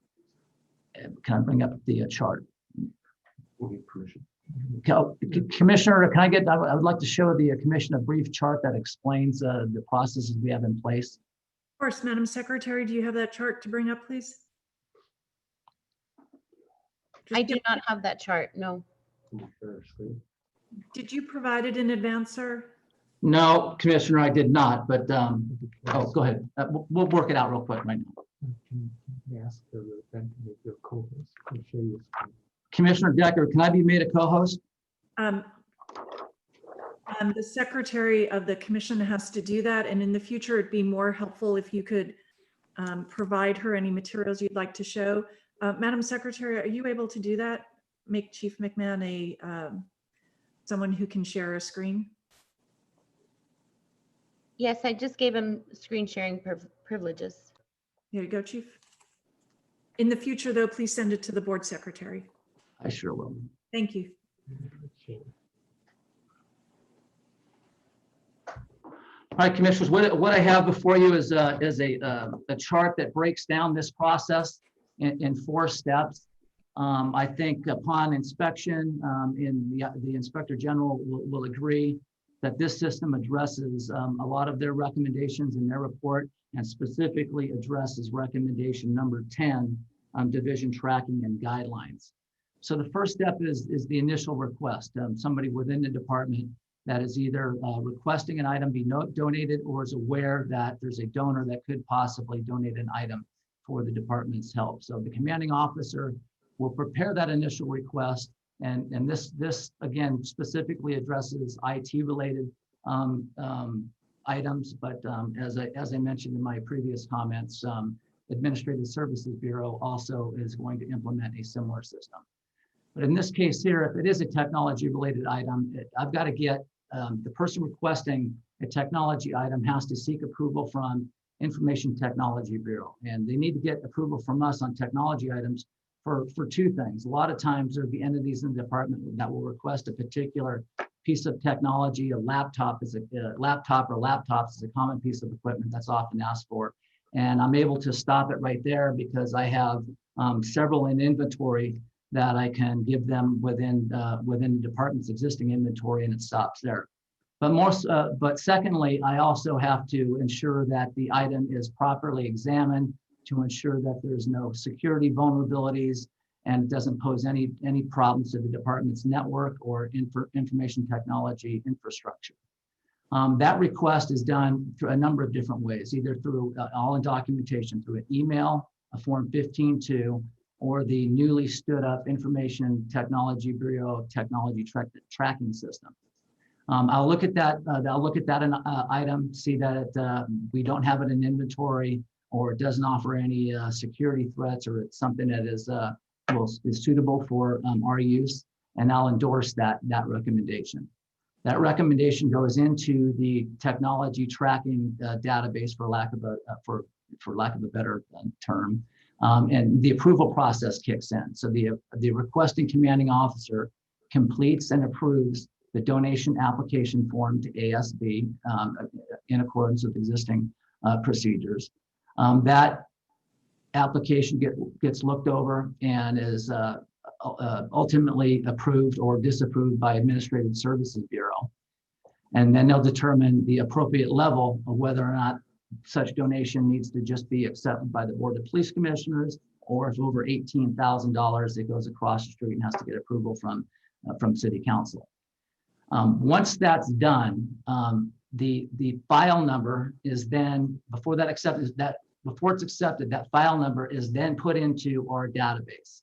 And that file number is the file number that documents the Board of Police Commissioners' approval. Same thing happens if it's a donation that meets the requirement to go over to City Council. That City Council file number is then put into the system.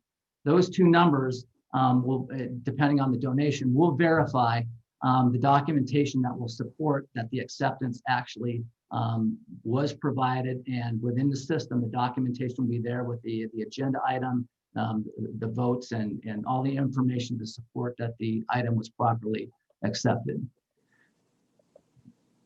Ultimately, once the donor has provided the information is provided to the Information Technology Bureau warehouse. One of the things that I discovered in that initial review is that some of the items had not made it to our warehouse. They were not put into department's inventory. Sometimes they were delivered directly to divisions and put into use before getting that commission approval. This process will stop that from happening. All donated items have to be delivered to the ITB warehouse.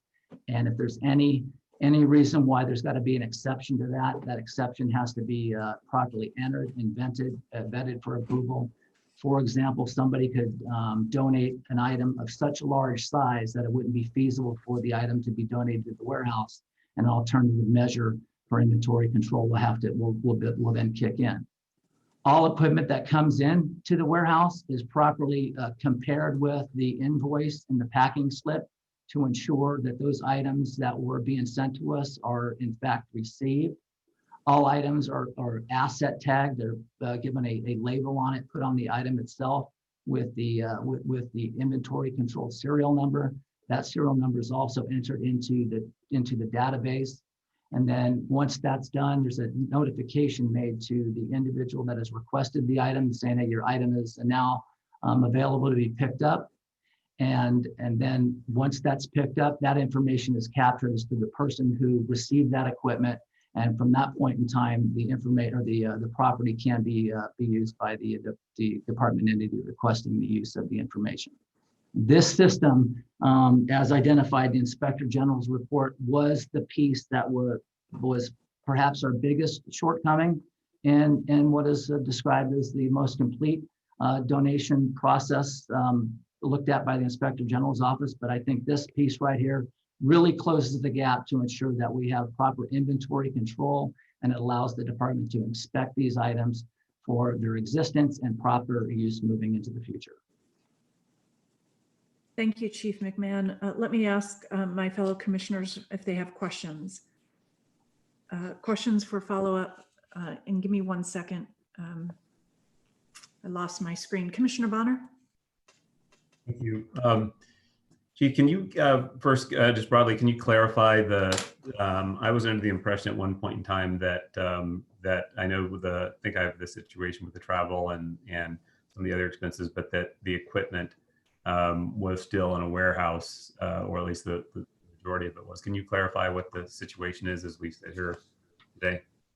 Yeah, all those existing items that were discovered remain in that warehouse until we get that acceptance, provided we get that acceptance today. Once that acceptance is complete, and providing it's not an item over $18,000, that item and the file number from today's meeting will go into our tracking database, and the person who requested the item will be notified via email that that item is available for pickup.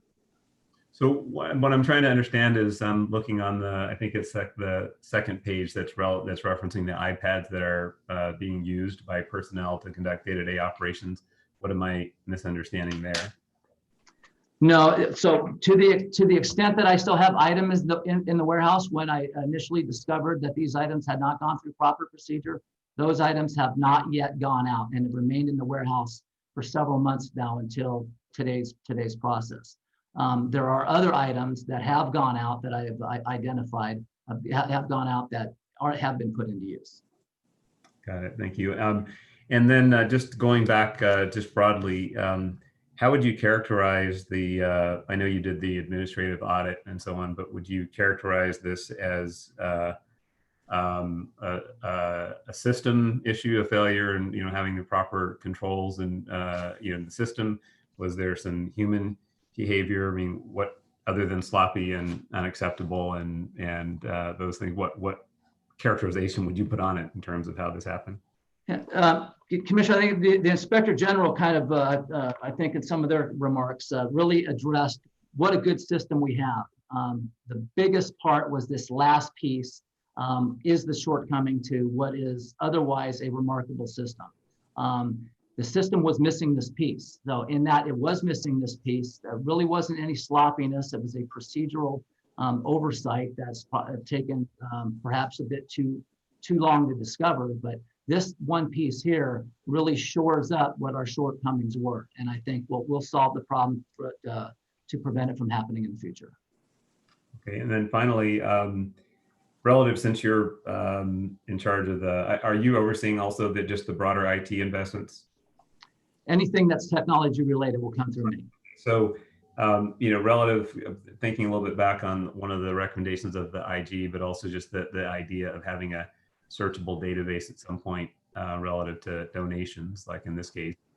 Is that within the current or capability or the capability that you'll have when the IT investments are complete? Yes, Commissioner, this database that I've been referring to accomplishes that.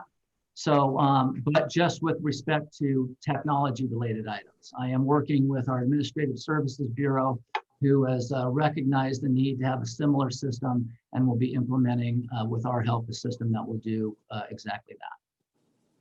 Okay, I would just also then ask you to, since it's not directly related to this conversation, but I'd ask you, there's been today relative to, to the IG report and just in a number of recent conversations, there's been a discussion of how, what opportunities there are to use technology to enhance transparency and accountability in a number of cases. Today, this database just being the most recent example. So I just ask you at some point in time, I think, it may be appropriate to get an update on that issue in general. And it's also because I understand, at least from some other recent reports on the strategic plan, this is an area where some of the milestones have been taking a little bit longer, and I'm talking about it in terms of the implementation of the IT components of the department strategic plan. My information was that about 26%, I think, of those things are on track, and maybe some others are not. So anyway, I just think it'd be a good time so that we not set the false expectation that out of all the conversations of reform and improvement, that there's going to be some more technology related accountability and transparency opportunities if there may be some limitations. I don't know that there will be, but that's what I'm just signaling, that at least I will have some interest in hearing some more about before too long. Thank you. Well, good. Thank you. Thank you. Commissioners, any other questions regarding specifically this item 3B? All right, I am going to take a 10-minute recess. The reason I'm doing that, we will reconvene at 12:05. I think as president of the commission, I have to be sure we have a good record. And I'd like to encourage Commissioner Kalanche and the city attorney to speak, just to be sure she's clear. As a new commissioner, we've all gone through a Commissioner Kalanche of understanding the different roles. I want to be sure before we do any vote that you have an opportunity to speak to the city attorney and to clarify anything that needs clarification. So we'll take a brief recess. We will come back into session at 12:05. We'll see you then. Thank you.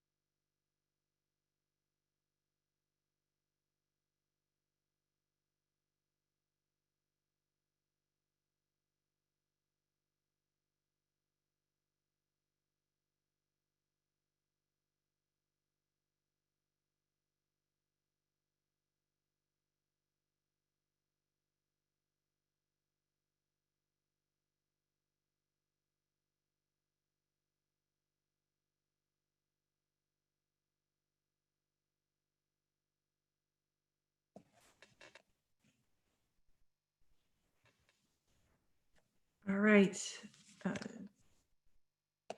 If I could ask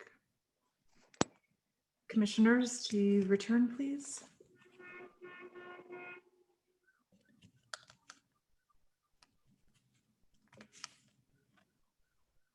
And it looks like we have everyone back in place. Mr. City Attorney, may I ask you, did you have an opportunity to speak with any commissioner that expressed interest? I did, and without disclosing any of the conversation, I'll just summarize that there is no issue on this agenda item 3A that would prevent it from going forward. Thank you very much, Mr. City Attorney. I appreciate that. I wanted to be sure that the record was clear. In that case, I'm going to call 3A and 3B for votes. I will only say first, in reviewing these items, it was the intent of the commission, the goal of the commission to do our oversight to make the system better, not to vilify any donor or suggest that any donor was acting inappropriately. It's simply an effort for this commission to do its oversight and ensure systems are in place properly. I think the IG's recommendations make a good first step or significant step in that direction.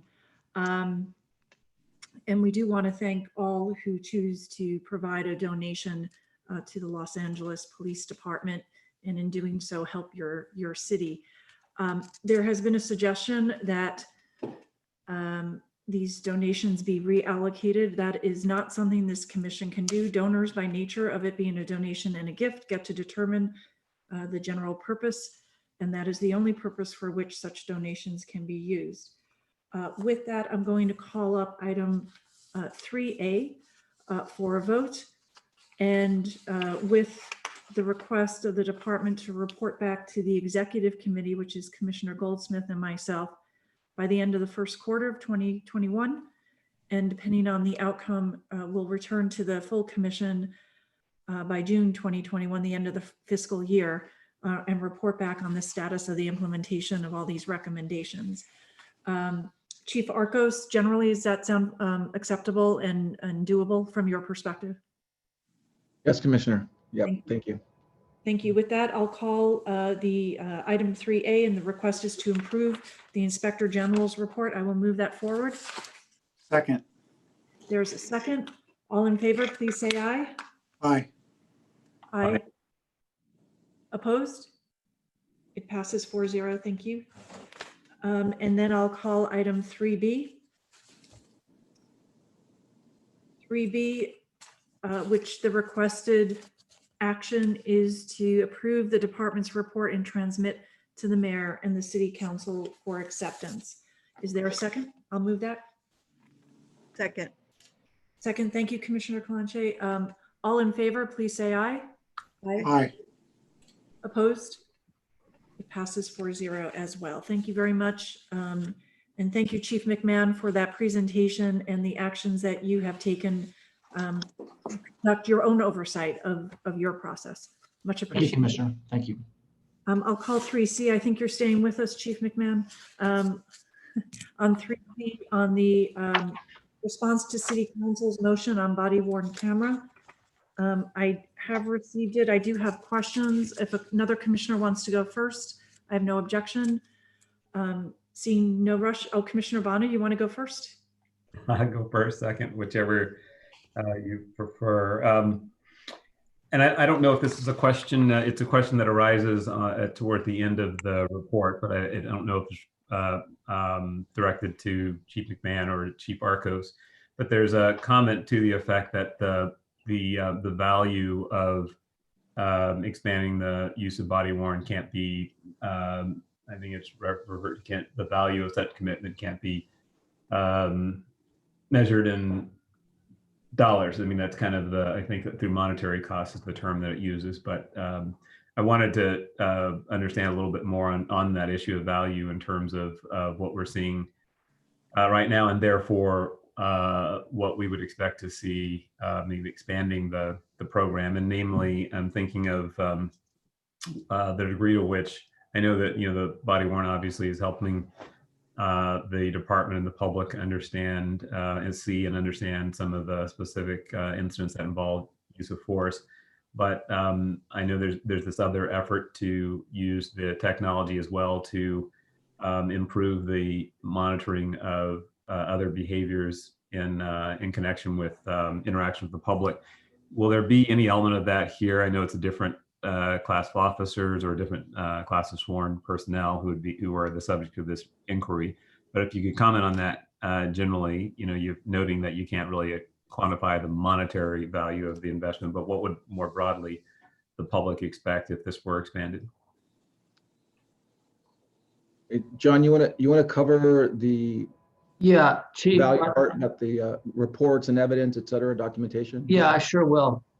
Commissioner Bonner, this effort really goes to address the shortfall of our administrative personnel that to date don't have body-worn cameras and the accompanying cellular device that goes along with them. I think each of these commissioners in some of our recent times have seen some incidents and walked away frustrated over the fact that you weren't able to view some valuable footage that could have been obtained had some of the administrative personnel had this equipment with them.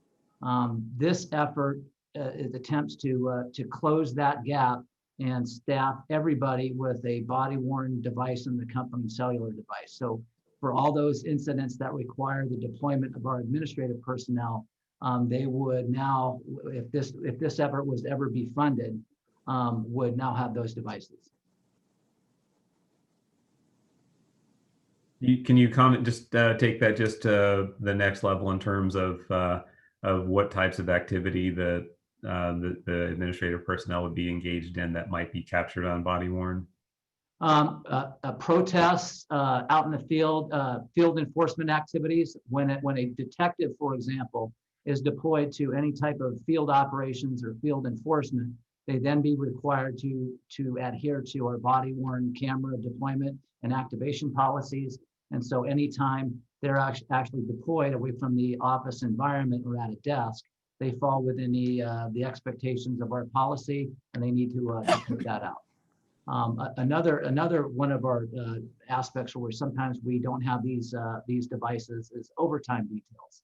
So in many cases, we'll have detective personnel that, because of their very nature of their assignment, they're not issued a body-worn camera, they don't have a department cellular device, and they work an overtime detail.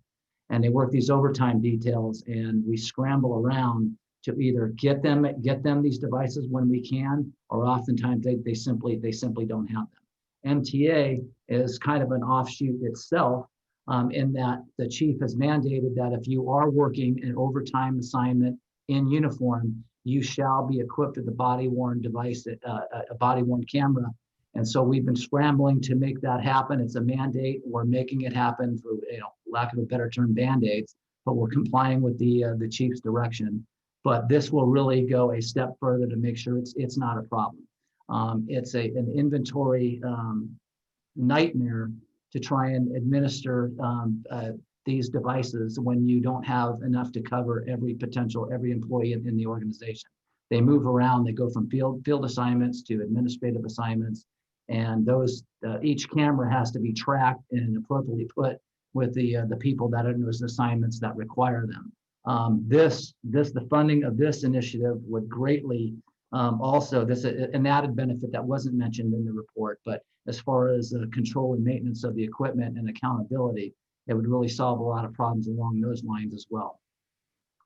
So just so I can round out and be clear, first, relative to what you're characterizing as administrative personnel, for example, would the guidelines and how the technology is used, would those be the same and consistent across the board as to what we also see relative to patrol officers and others, or would there be some separate set of rules and regulations that govern how it's used for this class of personnel? Now, the moment they're issued the body-worn camera, they are then they're required to follow our existing policies and procedures. Okay, and then lastly, I'm just again clarifying, as I mentioned that I'm aware of when you're talking about officers who are on patrol or under Chief Arcos' command, I'm also aware of the kinds of activity that some of the supervisors and others are reviewing body worn in order to better monitor and identify. Relative to this administrative class of people, can you give me some general sense of is there another type of activity and behaviors that would also be the subject of that kind of review, for any potential irregularities or, improper conduct or anything of that nature? Chief Arcos, I'll yield to you on that. I'm not Yeah. aware of any type of activity that would be categorized outside regular field operations or those administrative assignments that where they get deployed to field operations where existing policies won't kick in. And then also let me just try to be as clear as I can. So for example, one use, as I understand now, or one effort right now, is to take a look at some of the interactions in connection with stops, for example. So you can look at circumstances involving a complaint and those things. Again, so now we're talking about a category of people who are not, if they're administrative, then I don't expect them to be conducting stops and engaged in that kind of tactical behavior or other enforcement behavior that we're used to taking a look at for with body worn. So I'm asking, give me a sample of the kinds of things that that you might be looking at if you were reviewing the video of an administrative type person. I'll answer that, John. Thank you, John, for the coverage on the value. One little addition, but very important addition to the value is what we're trying to do with our reserve officers, our level 1 and level 2. Reserve officers, we're trying to outfit them as well with body worn video and make them whole. They're giving a lot of their time to the department, and that's one of the asks that our reserve officers have had for quite a while. So we're also looking to outfit our reserve officers. Commissioner Bonner, to your question, I think it's a good question. And now Chief McMahon is talking about the outfitting of the administrative side. Our investigators, as you know, those investigations are all discoverable and require a really great deal of scrutiny from the district attorney or the city attorney on the detective's investigative efforts. So I'm sure that we will build that into our inspections. As you know, we have 6 inspection teams across the city. 4 at the geographic bureaus, 1 for Metro and 1 for traffic, that do random sampling of body worn video, primarily on stops. And that will be also encompassed in this new outfitting of detectives, administrative personnel, and those investigations. So I think that we will take a look at the book of work that is required in these investigations, and can have some work with the IG on things that maybe we want to pay particular attention to. We would welcome that inspection as well. But just for the commission's knowledge, with these inspection teams, we're sampling anywhere between 1,500 to 2,000 videos a DP across the city.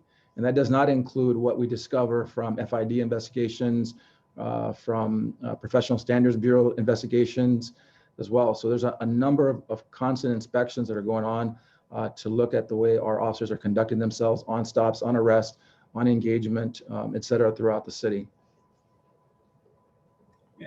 Thank you. I think also one or for me and for my educational purposes is like the investigators you mentioned. Are they classified as administrative people?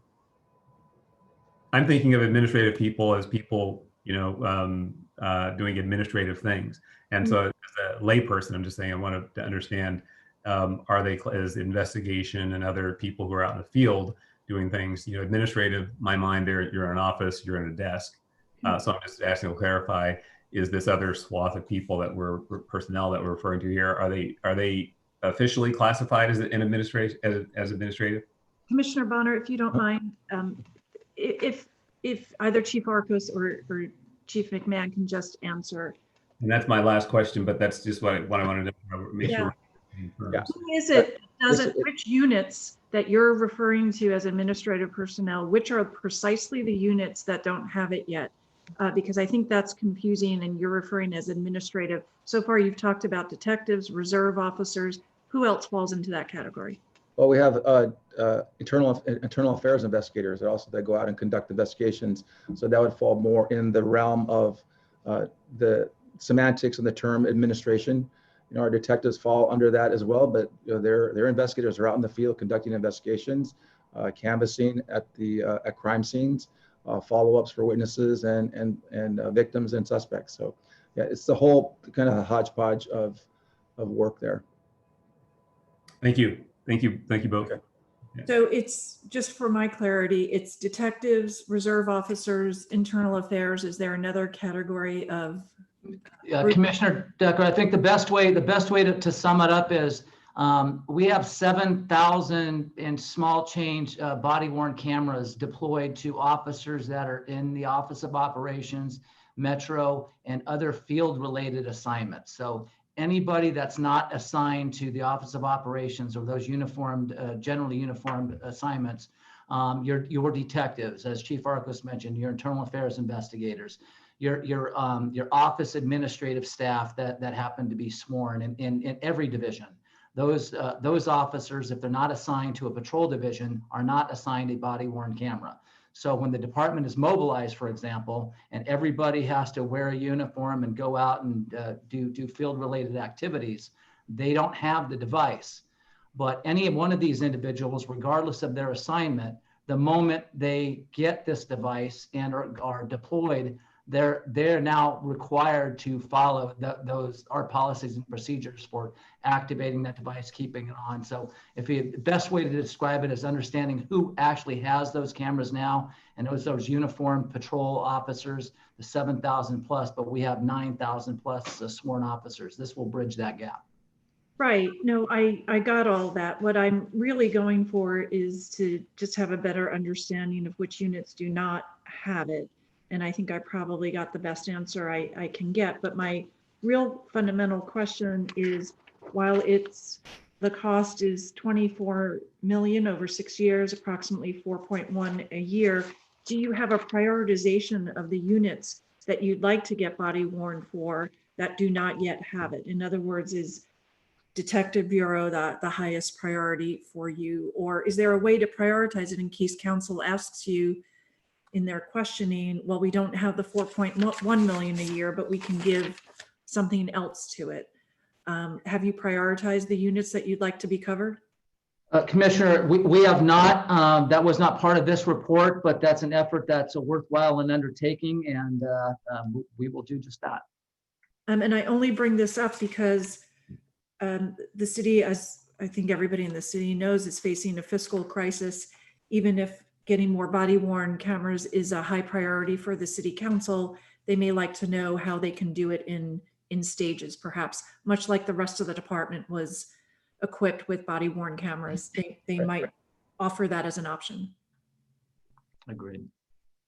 And that was the reason I was asking that.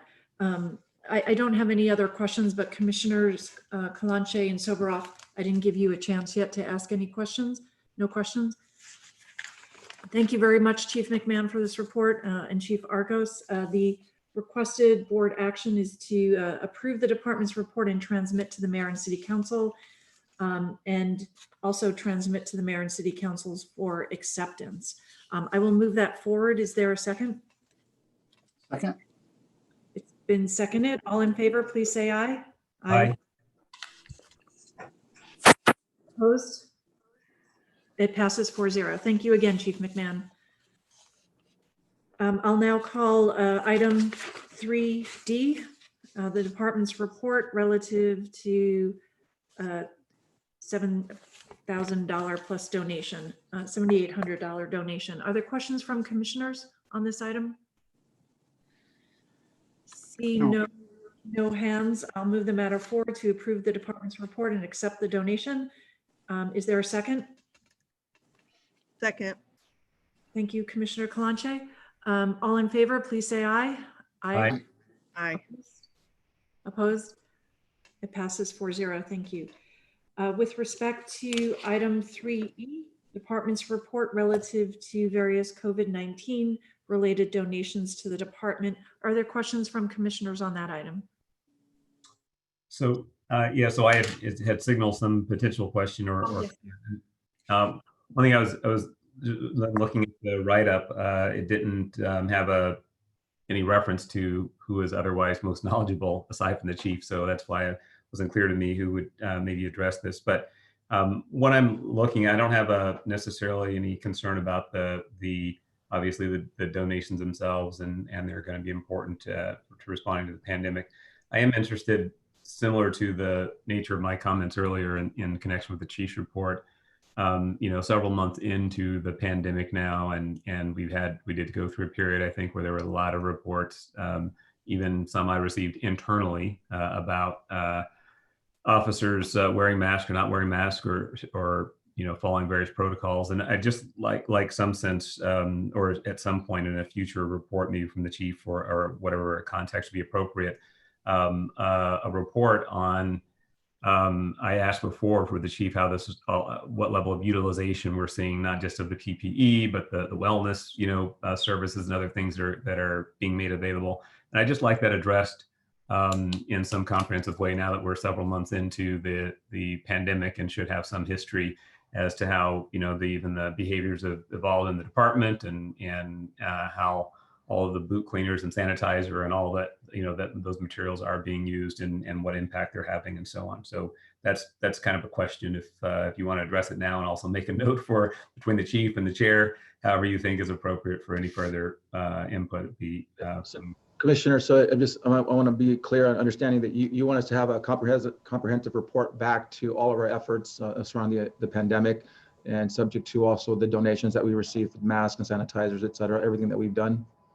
Yeah, and I'm not looking for, to understand where every mask went or how many times we used, but at the same time, I would be disappointed if there were materials that were being stockpiled somewhere unused for some reason. And some of that may be appropriate to have materials stockpiled because they're will be used over time. But if we were to find that someone has gone out of their way to make some of these things available, and they're simply not being utilized for whatever reason, I think I'd want to. Yeah, we'll get that to you, and we can be better on the mask wearing.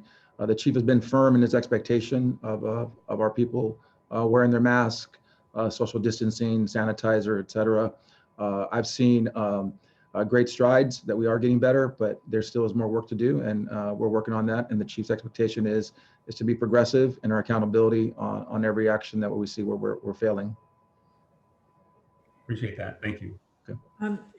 Chief Arcos, can we get, it's now the beginning of October, can we get a report back in about 6 weeks, sir? And a comprehensive review as Commissioner Bonner has requested. Yes, I will, Commissioner. Thank you. We'll do that.